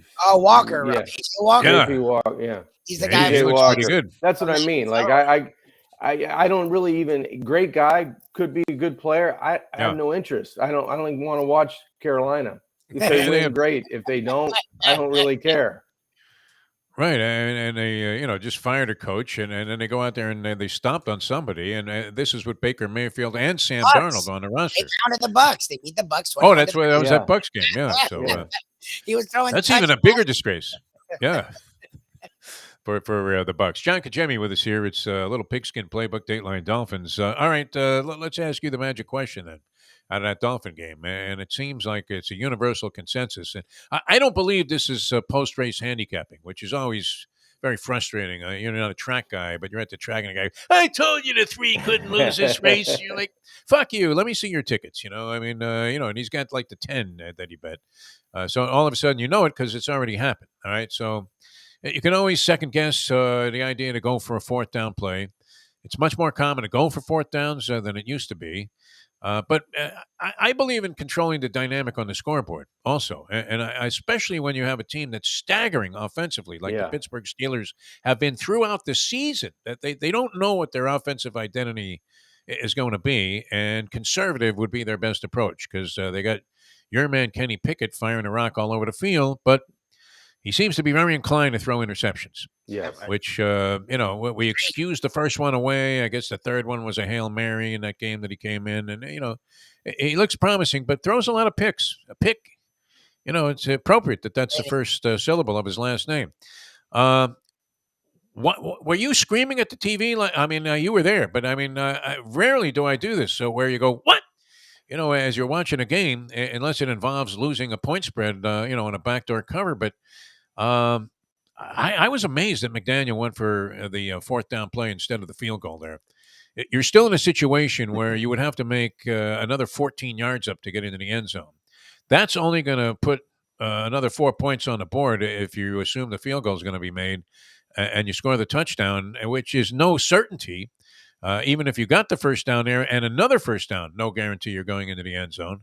Why wouldn't you make it a 2-possession game where, you're up 19-10 and they're either going to need 3 field goals or a touchdown and a field goal to beat you, 3 field goals to tie if you don't score another point, which subsequently, to that, the Dolphins didn't score another point. But were you, appalled like the rest of the world was that he went for that, or do we give him the benefit of the doubt? Because that seemed like a serious rookie coaching mistake. Well, the gut tells you obviously kick the field goal because it's a chip shot field goal. You go up by 2 scores, and against an anemic offense, the Pittsburgh Steelers really didn't show you anything that was going to set the world on fire, that they had any idea that they were going to come back and be able to score twice, let alone once. Okay, at the end of the game. But when I guess the way the post-game press conference went, and I was listening to it after the game doing our show, Mike McDaniel was consulting with the analytics crew, and the analytics crew was saying to kick the field goal. Oh, they weren't. Okay. Even the analytics. Yes. The way, Do they all wear pen protectors, by the way? I think they all have red hats, and they're sitting in the, the press box. Yeah, the pointy hats, right. So, and everybody's got a pocket, pen protector, pocket protector. It's just like, I don't know, Defo. Yeah. I don't know. He was explaining it this way. 4th and 2, they were going to go for it. 4th and 2.5, 4th and 3, you kick the field goal. It was so you're trimming half yards off of this decision. Yes. And actually, they told him that they should kick the field goal, and his gut told him that he was going to put it away, go for the jugular. We're gonna score a touchdown here. Yeah. There's no way Pittsburgh's going to be able to come back from that, and that was his decision. So yeah, I think everybody around me, where I was sitting, was all of a sudden questioning, why are we doing this? Let's just kick the field goal. It's a simple chip shot, and let's go up 2 scores. And that's really the same way the scenario played out. I think it was before halftime, where the Dolphins don't call a timeout. They have 2 timeouts remaining, or at least one. They have 2 timeouts remaining. They let the clock burn down instead of either spiking it or calling a timeout. Then they call a timeout when they have maybe 20 some seconds left, but they have no time if they complete the football in bounds to bring really the field goal unit on the field. And it was kind of like that. I thought was a little bit of a mismanagement as well. Look, and I'm all for going for it, all for being aggressive, but within that, like when Mike Norvell versus LSU did a pitch, which is more of an aggressive kind of run instead of just handing it to your freaking running back and going into the line or doing a QB sneak or nailing it. When you're in field goal range, again, first half, I get it because there's a lot of game left. The points pull up. But if you're in the third quarter and you've seen Pittsburgh hasn't scored in over a quarter, you want two scores is 2 scores. It doesn't matter. 2 touchdowns, a touchdown, and a field goal is 2 scores. Like, you're overthinking it there. Now, for me, he's a young coach, and unlike Nathaniel Hackett, he hasn't had a lot of these. He's actually been really on it when it comes to these decisions. Talking to Defo, Mike Mayo, they've been like, look, these are the kind of things that show a character of a coach, whether he's young or old. It's a little weird that he can't understand what's right in front of him. What do you do with that decision? Do you extrapolate it out into making it a judgment on him, or do you, okay, this is a young guy, it's his first year? It's somewhere in the middle. I think it's somewhere in the middle. I think a lot of these young coaches want to be more aggressive. They want to push the envelope. They're trying to score touchdowns because settling for field goals has the stigma of you're going to get beat in the end because you're playing against a really good quarterback that can, move the football down the field. I don't think they're relating those scenarios when they're looking across the sidelines and going, these guys haven't done anything all night. Yeah. Okay. Let's just kick the field goal and forget about me, making a statement because I'm a Gen X coach and I want to prove to you that I can have the bravado to make these decisions and we're going to be aggressive and we're going to show our fan base that, I know best because, we want to be out in front. We're going to be cutting edge of coaching. Let's just go. Sometimes old school isn't all bad. Sometimes old school works. And I think in that scenario, they were lucky to come back to bite in the fourth quarter because, for as many interceptions that Kenny Pickett threw, guy falls down, receiver falls down, Bethel, runs under it like he's playing left field. Okay. One in the end zone at Iggy at the end, he's trying to throw a back shoulder. It doesn't happen. The guy, the ball's outside, receiver's inside. You kind of have a little miscommunication. Ignogany makes his first, meaningful play. Good job there, John, pronouncing Ignogany. Yeah, nice. Right. Nobody Thank knows you. how to say this guy's name. Thank you. He does a great job. But you turn that coin around, Tua should have thrown 3 picks in the game. If Maybe more. If Pittsburgh can catch, could have been 4. If the defense for the Steelers catch the football, I don't know what the outcome of the game is. I really don't, because they could have been a pick 6. It could have been, any one of those scenarios where you cut the field in half. You make it a lot easier for Pittsburgh because they had poorest field position most of the night.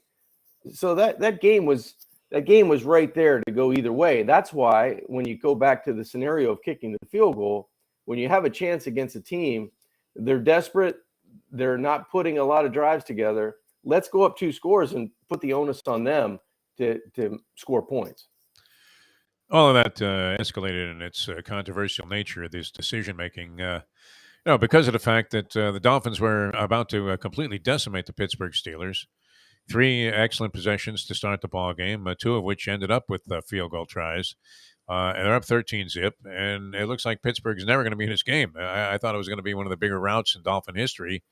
And then, unfortunately, they didn't do much after that. Did play defense well enough to come out of it alive. But as you said, John, but if these guys weren't Roberto Duran in the secondary with the hands of stone, Pittsburgh is in a completely different dynamic and position possibly in the contest. Anyway, the Dolphins win that game, and they move on, and they're 4-3 now, and they have a very soft spot of the schedule. Did you see this as a springboard for what some people feel will be a 3-1, 4-0 run?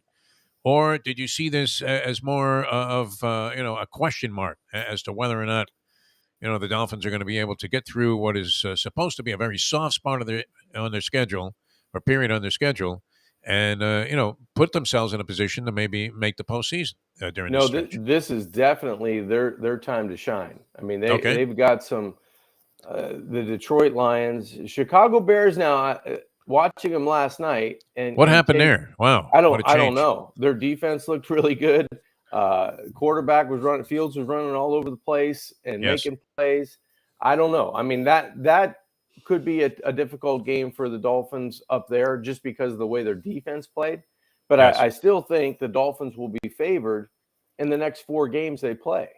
They mix in a bye week over there. So you get to 4 wins. If you can win 3 or run the table and go all 4, you're sitting at 7-8 wins.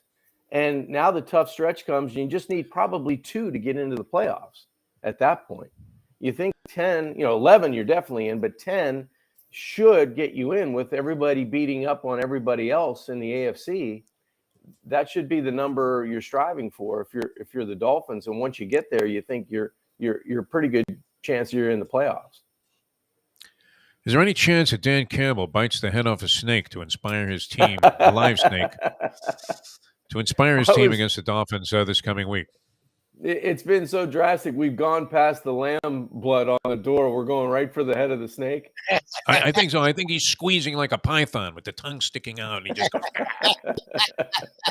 and eats it like it was a hot dog, like it was Tony Saragusa down there with a Subway sandwich in his hand on God the bless sidelines. him. That's right. Yeah.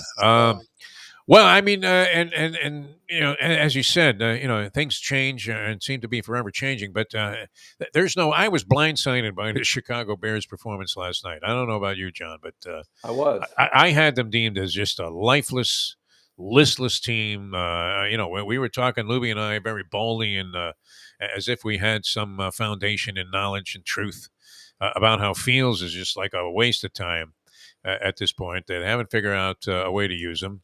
You saw nothing but mounting frustration, or so it seemed, and yet then they go out last night and they look like, they literally destroyed the New England Patriots, who were starting to make people think that they weren't as bad as we thought they were going to be going into the season, the old Dennis Green thing.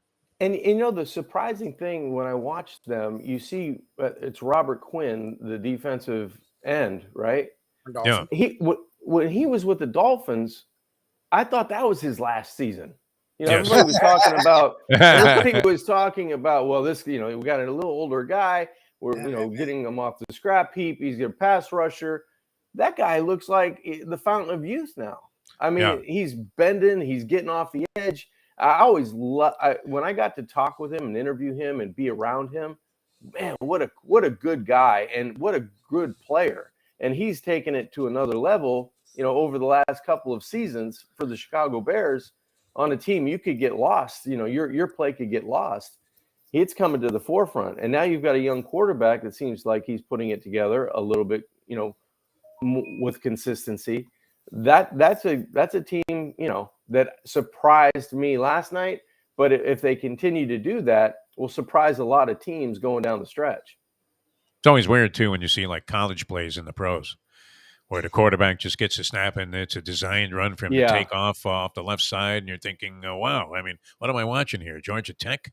How does he slide out of this, right? Yeah, that was great. All right, and unfortunately, I was on the wrong side of that in my personal bookmaking ventures. So it was lost from the start.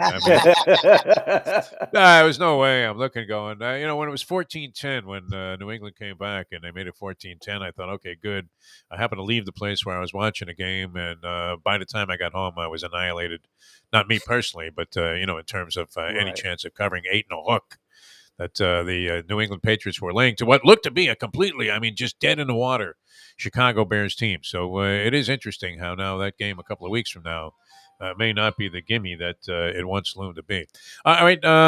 Did you get your copy yet of the book, Swagger? Has Dave Hyde turned you onto a copy? I'm sure you run into him I at the have not games. received it. I have not received it. No. Okay. Any sign, any communication? Do we need to get like a ham radio thing going with Tommy Fox to figure out Life what's going on? support. We got to get him off life support. I haven't spoken with him. I've No, sent get a out of few- here. I haven't talked with him, so we've got to get Tom zeroed in, because the days it's counting down now. Yes, So we're on the back side of this thing. We've got to Well, get and we down need to to get Jimmy there, man. Johnson's Big Chill. Yes. All right. So we want to get down there. I would imagine it's going to be great, coming up again this weekend. The weekdays and weeknights are cool down there as well. I mean, maybe the Yes. time to go because you have a little less of a crowd, but nonetheless always busy. And you get that great food and drink. I mean, I don't know how you.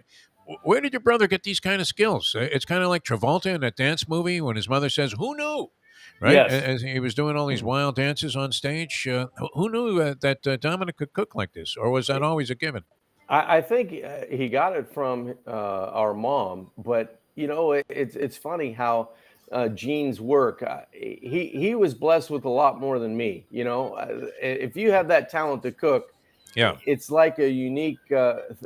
He's the unicorn of the family in terms of cooking, right? Yes. So he goes down there and he just puts on a spread, and it's funny because, as you said, Defo, you could go down to Jimmy Johnson's Big Chill any day of the week, and it feels like a Saturday or a Friday or a Sunday, because it's the same type of vibe. You kind of chill, you kind of get your beverage of choice, you get your food of a fresh fish, you can get salads, you can get pasta, you can get pizza, you can do it all and just kind of relax. And you either go to the tiki bar or go to the sports bar and watch a game. World Series coming up on Friday. How about the Phillies?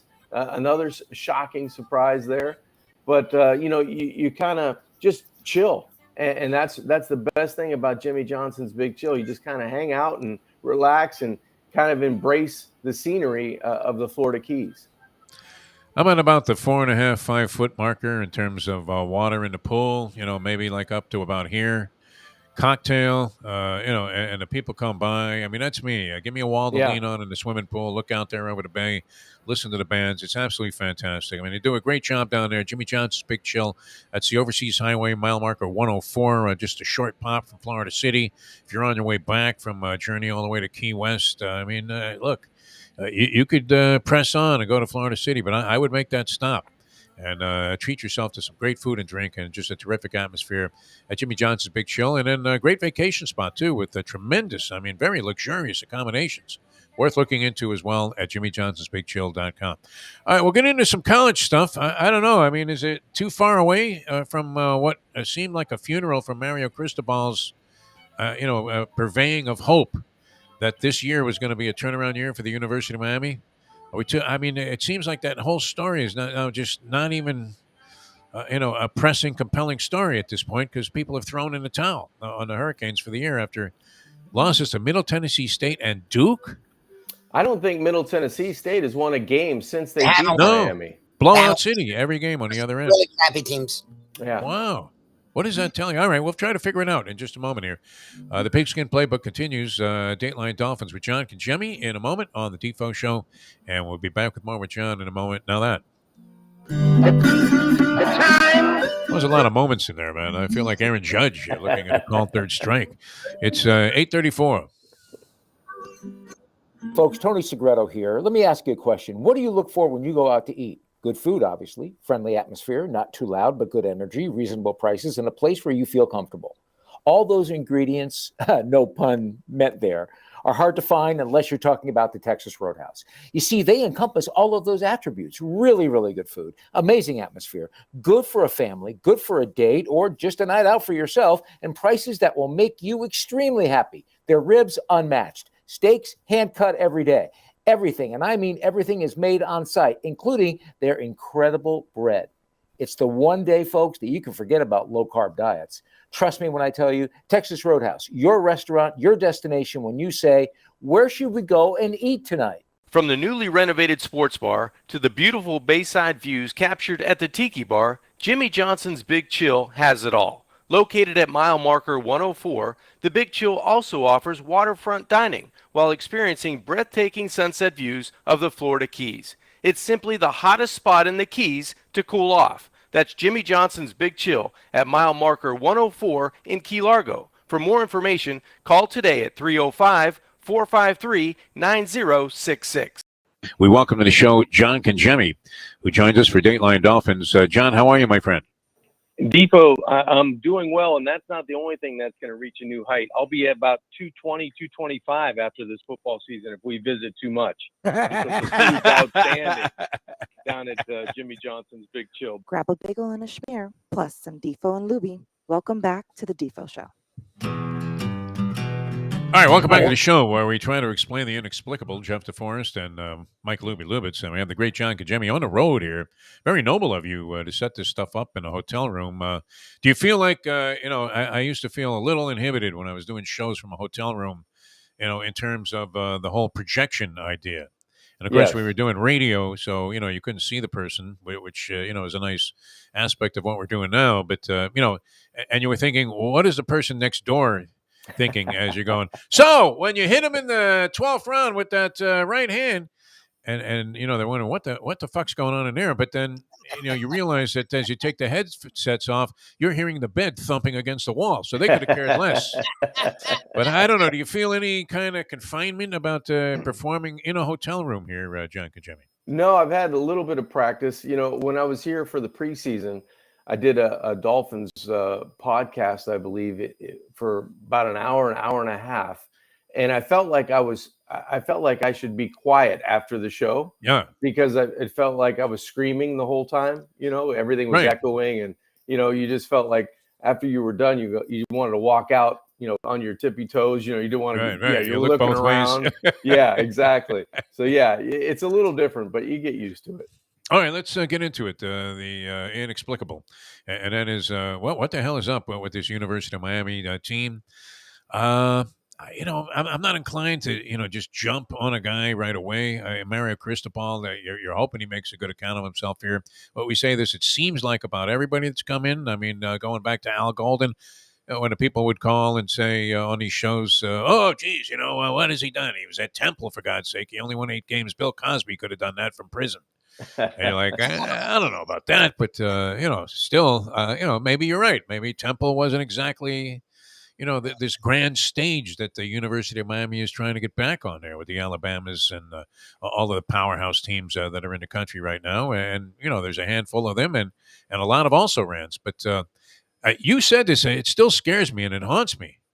That maybe Miami is, aspiring to be the next Appalachian state. And I don't know, that was hard to really put together with their history. But I mean, is it possible that that all of this is true? That even with Mario Cristobal and the new athletic director Radakovich, that they're really going nowhere with this. That it's impossible to ever get to this next level.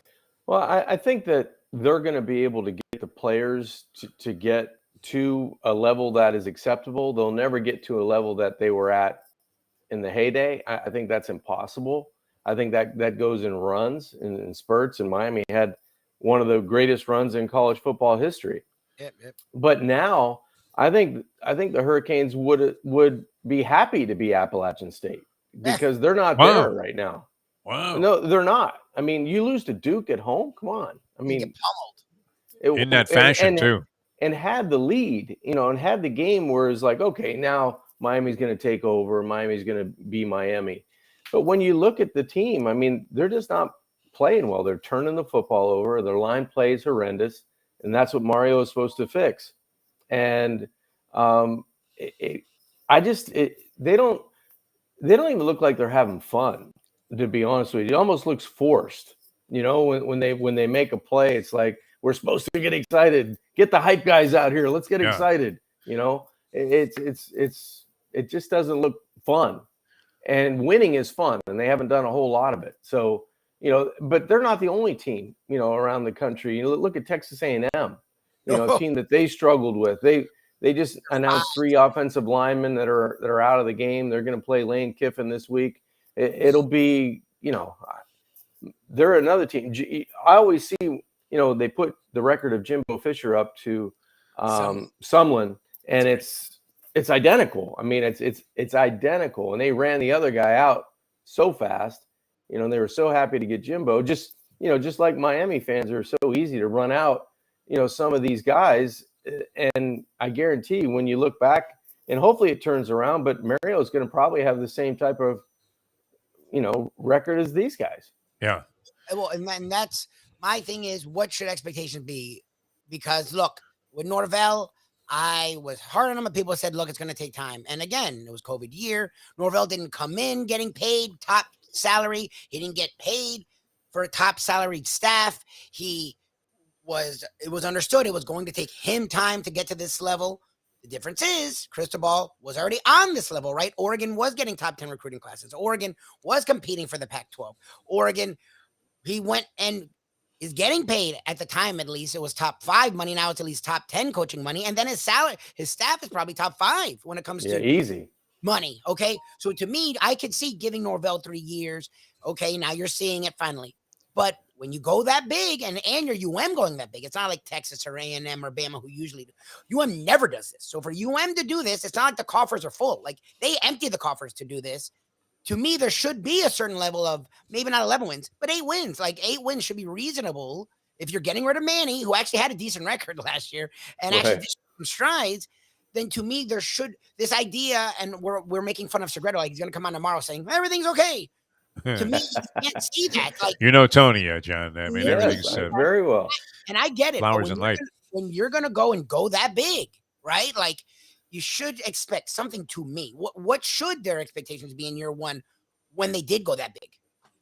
Well, for all the preseason hype and all the people that know a hell of a lot more than I do that are watching college football, broadcasting college football, they picked Miami to not only easily win their side of the conference, but challenge Clemson for the ACC title, something that they've never even been in the ballpark for, right? Over all these years of the ACC, you're going to tell me Miami has never won it and never challenged for it, been that. It's hard to fathom, right? So now you bring in, one of your own, you bring in a guy and you open up the coffers to say, get whoever you want as your defensive coordinator. Get whoever you want as your offensive coordinator. Hey, let's bring Jason Taylor off the scrap heap and bring him from high school to college and be our defensive specialist. Man, nothing gelling right now for the Hurricanes. And like I said, it's easy to pick on the Hurricanes because they're our hometown team. But around the country, you've got a team just about every, look at Auburn. You think the Auburn fans are happy? No, Texas A&M is the same way. You go around the country, people are shaking their heads going, well, what kind of team do we have? We were sold that this was going to be the year. This is going to be, a difference-making year for this program. And either it's injuries, it's either lack of living up to expectations, lack of making key plays in certain instances and certain moments, or a combination of a lot of things that have brought teams to mediocrity. And some teams are below that expectation. You would expect this, though. I mean, if you're talking about the old Charles Dickens thing, great expectations, that at least it would appear that the team would be better coached, going from Manny Diaz, who, had no experience as a head coach and was widely respected as a defensive coach. But nonetheless, it didn't seem like he was equipped to handle the overall picture. And then now you get a polished guy like Mario Cristobal, who's been with a couple of different programs and obviously was successful at Oregon and, had the people in place there to remain successful, as Oregon, after an opening game loss, now appears to be among the top teams in the country with a new head coach. But you would think that bringing in, supposedly a better staff, more highly paid, and having more free reign to bring in the type of assistants that maybe other programs attract. That was always one of the complaints about the University of Miami. They couldn't pay assistant coaches, couldn't really pay head coaches, premium head coaches, the big money that they command now. But you would think the team would look like it was better coached. That is a little bit frightening about the whole thing because, as you said, there seems to be sort of a disconnect with the players and reality and what needs to be done. And then you have this Tyler Van Dyke, who I thought was a legitimate Heisman Trophy play at 40-1 before the season starts, and he's benched now. Back-to-back Uh, games. and you were a college quarterback, John. I mean, I don't know if you can, you're not a mind reader, obviously, but I mean, what would that do to a guy's psyche at the college level where, I mean, it's one thing for Matt Ryan to handle it, saying, "Hey, my shoulder's separated. I don't mind that some unknown schmeck that was drafted in the 6th round is about to replace me when I'm going to the Hall of fucking Fame." But for a college kid, I don't know. I mean, what does that do to him, in your opinion? And Well, what it's does it hard. say about the program? I think it's hard on the individual because going into the season, you kind of knew Miami was going to be good, but what was the question mark? Young receivers, how are they going to play? Well, early in the season, Van Dyke did everything but glue the football to some of these guys, chest and hands, and all you saw was footballs bouncing off of would-be receptions into incompletions and 3 and out and big plays coming off the scoreboard, potential game-winning plays, or drive winning plays that keep the offense on the field and the other team doesn't get the football back. Those types of things happen to you. You lose those games, and now all of a sudden you start missing those receivers a little bit in combination with drops, in combinations with bad protection, in combinations with bad decisions. All those things point to the quarterback when actually he's only responsible for maybe a fourth of all those problems. But everything's going to go, good or bad, goes to the guy throwing the football. So is Tyler Van Dyke not played up to expectation? Yeah, I agree with that. But has he had a lot of help? I don't think so. I think there's a combination there where his play was good when the receivers in the line were bad, and then the receivers started getting open and he started missing guys, or it was a little leaky in front of him and he starts throwing passes that he normally wouldn't throw. So I think that it all leads back to the quarterback, but it all leads back to, the surrounding cast as well. Now, it's funny. I still also have lingering in my head Gene Deckeroff, who was on with us on an interview sometime last season, and he was raving, saying, "Wow, the prospects there from Miami are brilliant. You've got a quarterback, and that's what you need, a quarterback." And here we see now a losing record. This guy's on the bench. Mario Cristobal's in there, is saying, "Oh yeah, well, don't worry about it."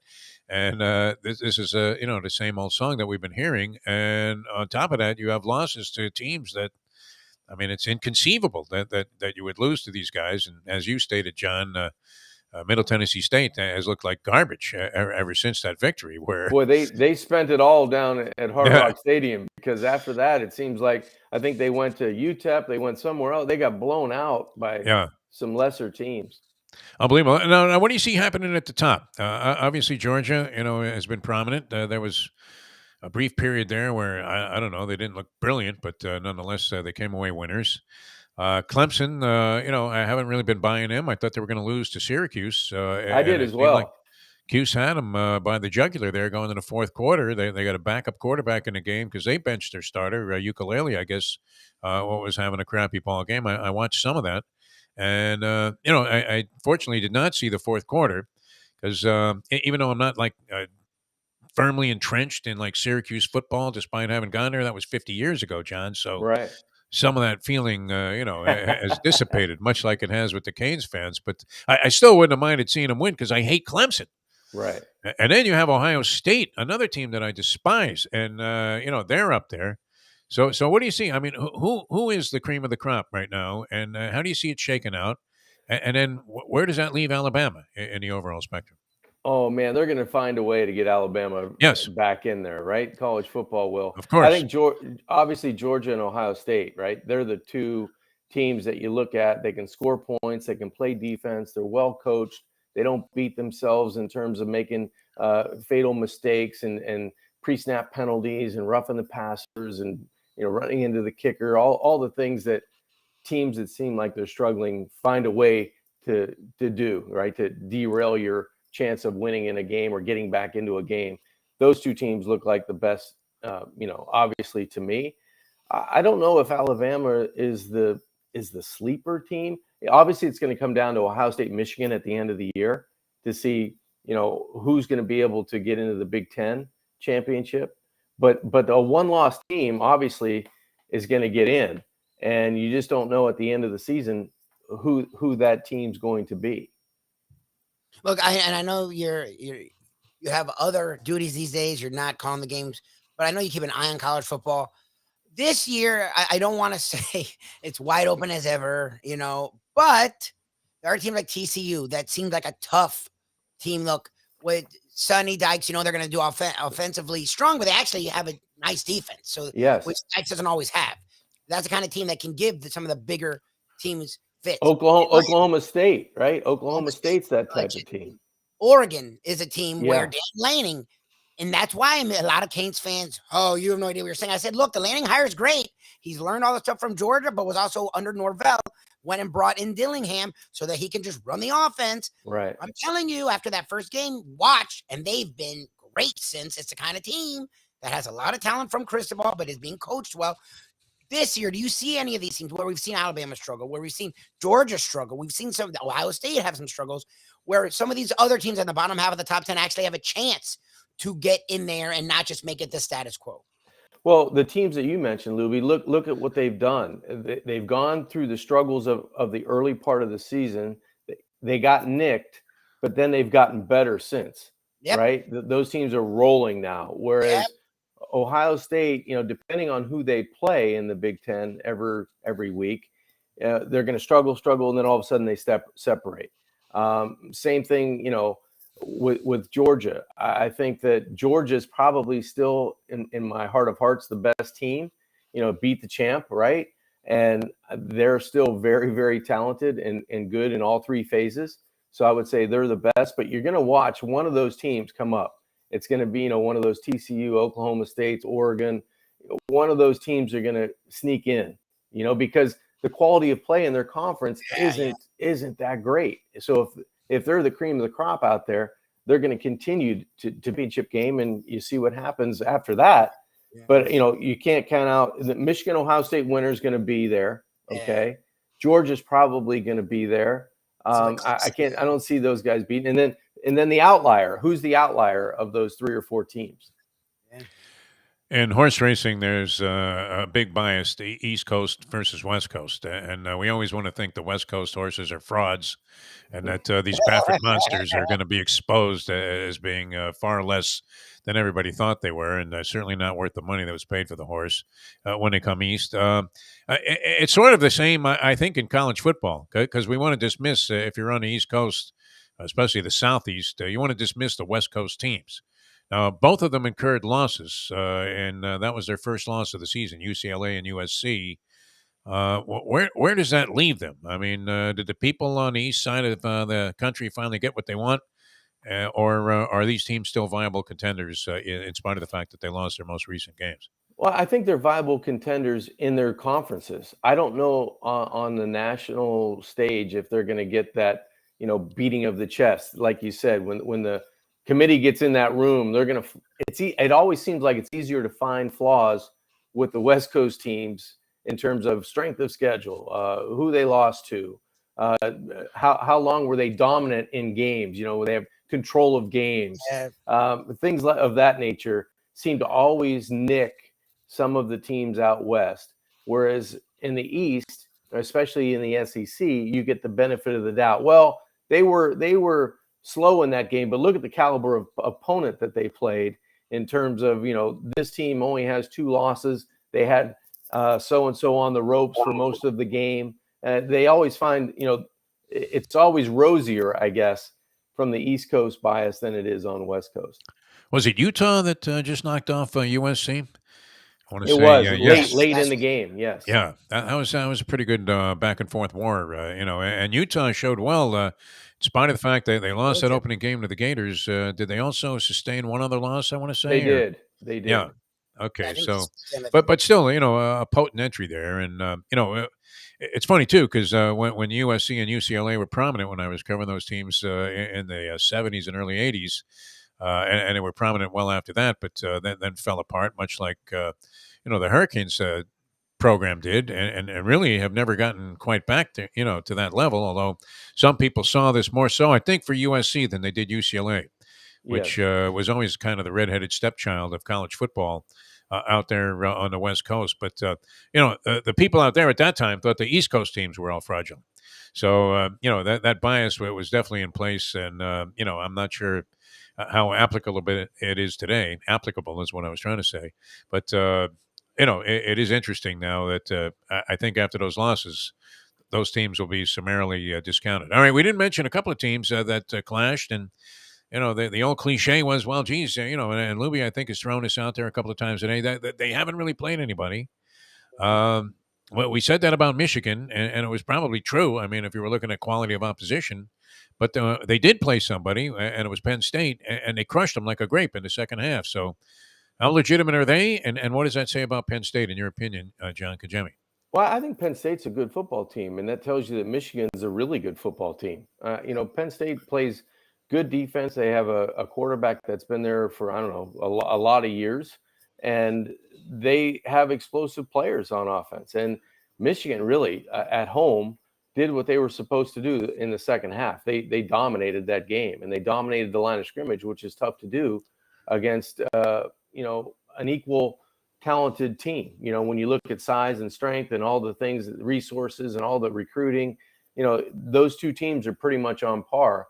And Michigan clearly was the better team, and Penn State's still a good team. So Michigan and Ohio State, that train wreck's coming at the end of Thanksgiving weekend in November, and can't wait for it, because that usually tells you who's going to maul somebody from the other side of the Big Ten in the championship and get a seat at the table, in the college football playoff. Is Ohio State scoring like 40 points a game every Easily? game? It seems Pretty like much. it. Pretty much. Wow. Yeah.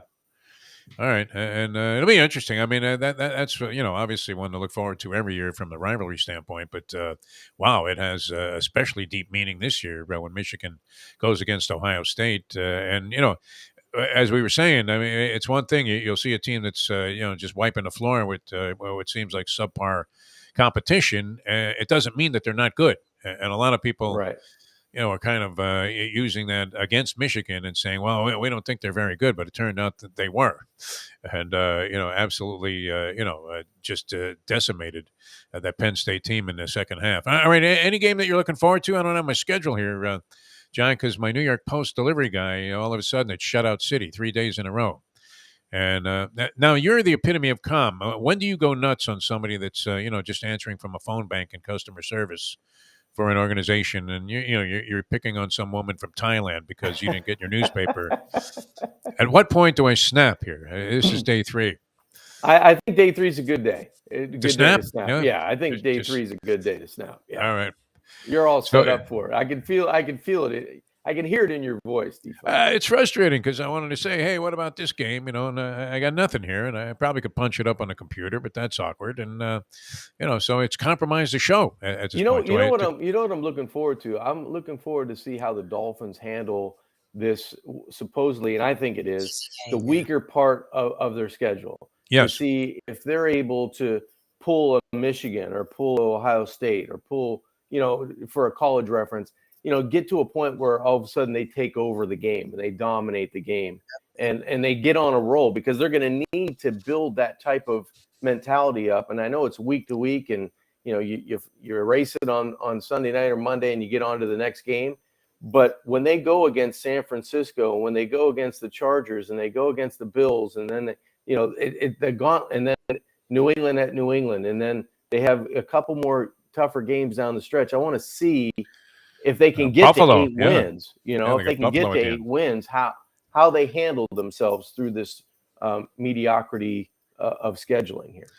Well, and they're still eligible to improve, I guess. So this will be an interesting stretch, as it always is in the NFL, because it seems like all of these streaks are short-lived, whether it's positive or negative. Teams that look like they're on a, you rarely see teams, like the Packers have the last few years until this season, just sustain a level where, they're going to win 12, 13 games as a matter of routine. So we'll see if the Dolphins can kind of establish something. That would be nice.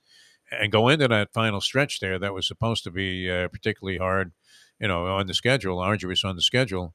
As a very good team that maybe is evolving a little bit from where they're even at in the beginning of the season. So we'll see what happens with that. It seemed like Tua was, early in the game. I mean, that was great, and then it just stopped as if they had run into a brick wall.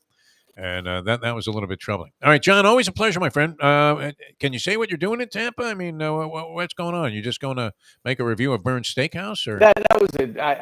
You always guess it, Defo. I'm here taste testing at Burns. Yeah. I'm just here working, just here doing my job, and I'll be back hopefully later tonight. Go to Orlando from here, and then driving back later tonight. Well, Orlando always great, man. I mean, check out Disney World if you haven't been there. It's about $1,000 a copy, even if you're like a 6-year-old. Exactly. The kid can only have so much fun. All right, thanks so much for being with us, John. Always a pleasure. Jimmy Johnson's Big Show, Thanks, bringing guys. you John Congemi and the Pigskin Playbook. Hope you guys enjoyed that. Tomorrow we go old school with Tony Segreto, and that's a lot of fun. Dave Gurgles Gurgly on Thursday with the Trivia Challenge, the Hialeah Park Trivia Challenge. Degenerate Friday on Friday. Later on, Mike Mayo's Lunchbox from Grandpa's. Yes. In Dania. Right around the corner there from the Mayo household. Have you noticed that? Every single place is by the Mayo household. Yes. Yeah. I've noticed that. Jackson's, Grandpa's, and what? We've been to like 3-4 places down there. Yeah. The Bake Shack. Bake Shack. Yeah. Close to home. Seems to be a pattern there. Yeah. Shenanigans. You don't live near there. I don't live near there. Nikki Mohan doesn't live near there. There's only one person that lives near there. Yeah. Why don't we just go to his house and party? That's what Do I do this so in Mayo? I have this little sliver, and these were served as hors d'oeuvres at that wedding that the Mustang was working at the Hillsborough Club, of a Cuban sandwich. Right now, it's been in the fridge for a couple of days. Obviously the bread part of it has been slightly compromised because, cast ye bread upon the water, you shall get back soggy bread. It's a little soggy compared to what you would normally, expect from a Cuban sandwich. And no doubt how it originally came out when it was served on one of those silver platters. And people are going, oh, what are those? And they go, a Cuban sandwich. But I would have to say this, and I would wonder if Mayo would agree, because I do respect his opinion on certain things, when it comes to food. Not necessarily the way he consumes it, but definitely the way that, he looks upon it. This bite of a Cuban sandwich was as good as any Cuban sandwich I've ever had in Miami. So do I bring this little sliver of a Cuban sandwich down there to Grandpa's and have him sample it, only to make a face? What do you think? I don't know how you do that. I mean, you can.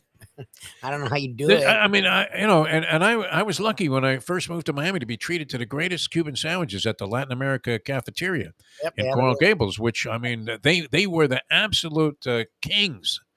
You know how you have like the pastrami king in certain areas of New York? There'll be a store, pastrami king. These guys were the kings of the Cuban sandwich. And I think maybe remains so to this day. That's very possible. I believe it was called Latin American Cafeteria. And they had them stacked up, man. They were doing it. I forget what street it was on there, but it was in Coral Gables. It was worth going out of the way. Yeah, it was worth going out of your way to get there. All right, so we'll see. I don't know. Maybe I'll try it, an experiment. Little piece of silver foil. Now, if I'm passing a guy a little piece of, something in a little piece of silver foil, doesn't it look like we're doing a drug transaction? Yes, it will, especially the size of the sandwich you're saying. Yeah, no, very miniature. I mean, this is so miniature. Like back in the day, if you went to like a friggin' shopping center in the middle of the parking lot, and you gave him a couple of OxyContin tabs. I was going to say marijuana. I don't know about anything. So he could down a Kanish at Grandpa's. Marijuana. Yeah, back in the day. This is what our life has become. Unbelievable. Yes. All right, thanks, people, for tuning in. It was a lot of fun being with you. Thanks to John, man. That was nice of him on the road there to do the video. Now, why is it that if I took this stuff with me on one of my Atlantic City junkets, which I have another one coming up in November, could I do the show? Although I would have easy for using the internet. It's all you're doing. Well, the board. We have you on a board because you need a newer computer that has a camera, and then you'd be fine. Right now, your computer. I know this computer, I'm sure, is equipped with a reasonably decent camera. I just don't use it. So because of that, it didn't work with the computer. So we had to attach a board. You to do all that may be a lot of work. If your camera's good on your computer, that's all John does. He uses his headphones, plugs it into the computer. The headphones work with the mic and the headphone, and the camera on the computer is a solid camera. So that's what he does. All right. I need a whole something to consider. Yeah. thing when I do it. Although I'd rather be asleep, on those days, I'm aware. obviously, since you're in a casino environment, which means you're probably not coming home till 4 or 5 in the morning. I don't do that as much anymore. No, I'm hitting the sack a lot earlier than I used to when I would go on casino trips.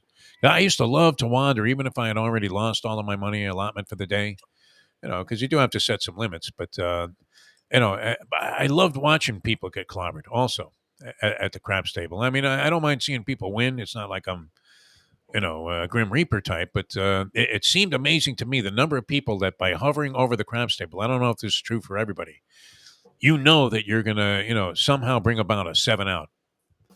That even if, there's a why, and you don't want to be that, right? You have to test whether or not you yourself are a Rachel Nichols kiss of death. Because if you go by the craps table and you're hovering around for a while and everybody's partying, and then all of a sudden the very next spin, it, 7 out. You're like, holy shit, I jinxed this table just by standing by.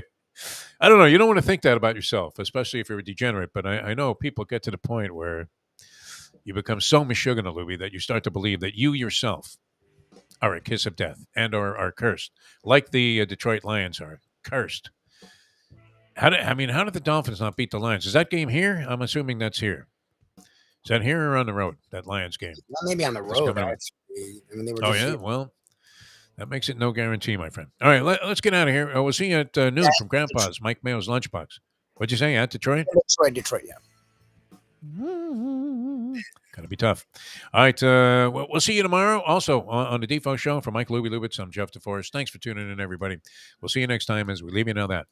The time. It's 9:06. Let's go to eat a damn snack. Look what they done to my show.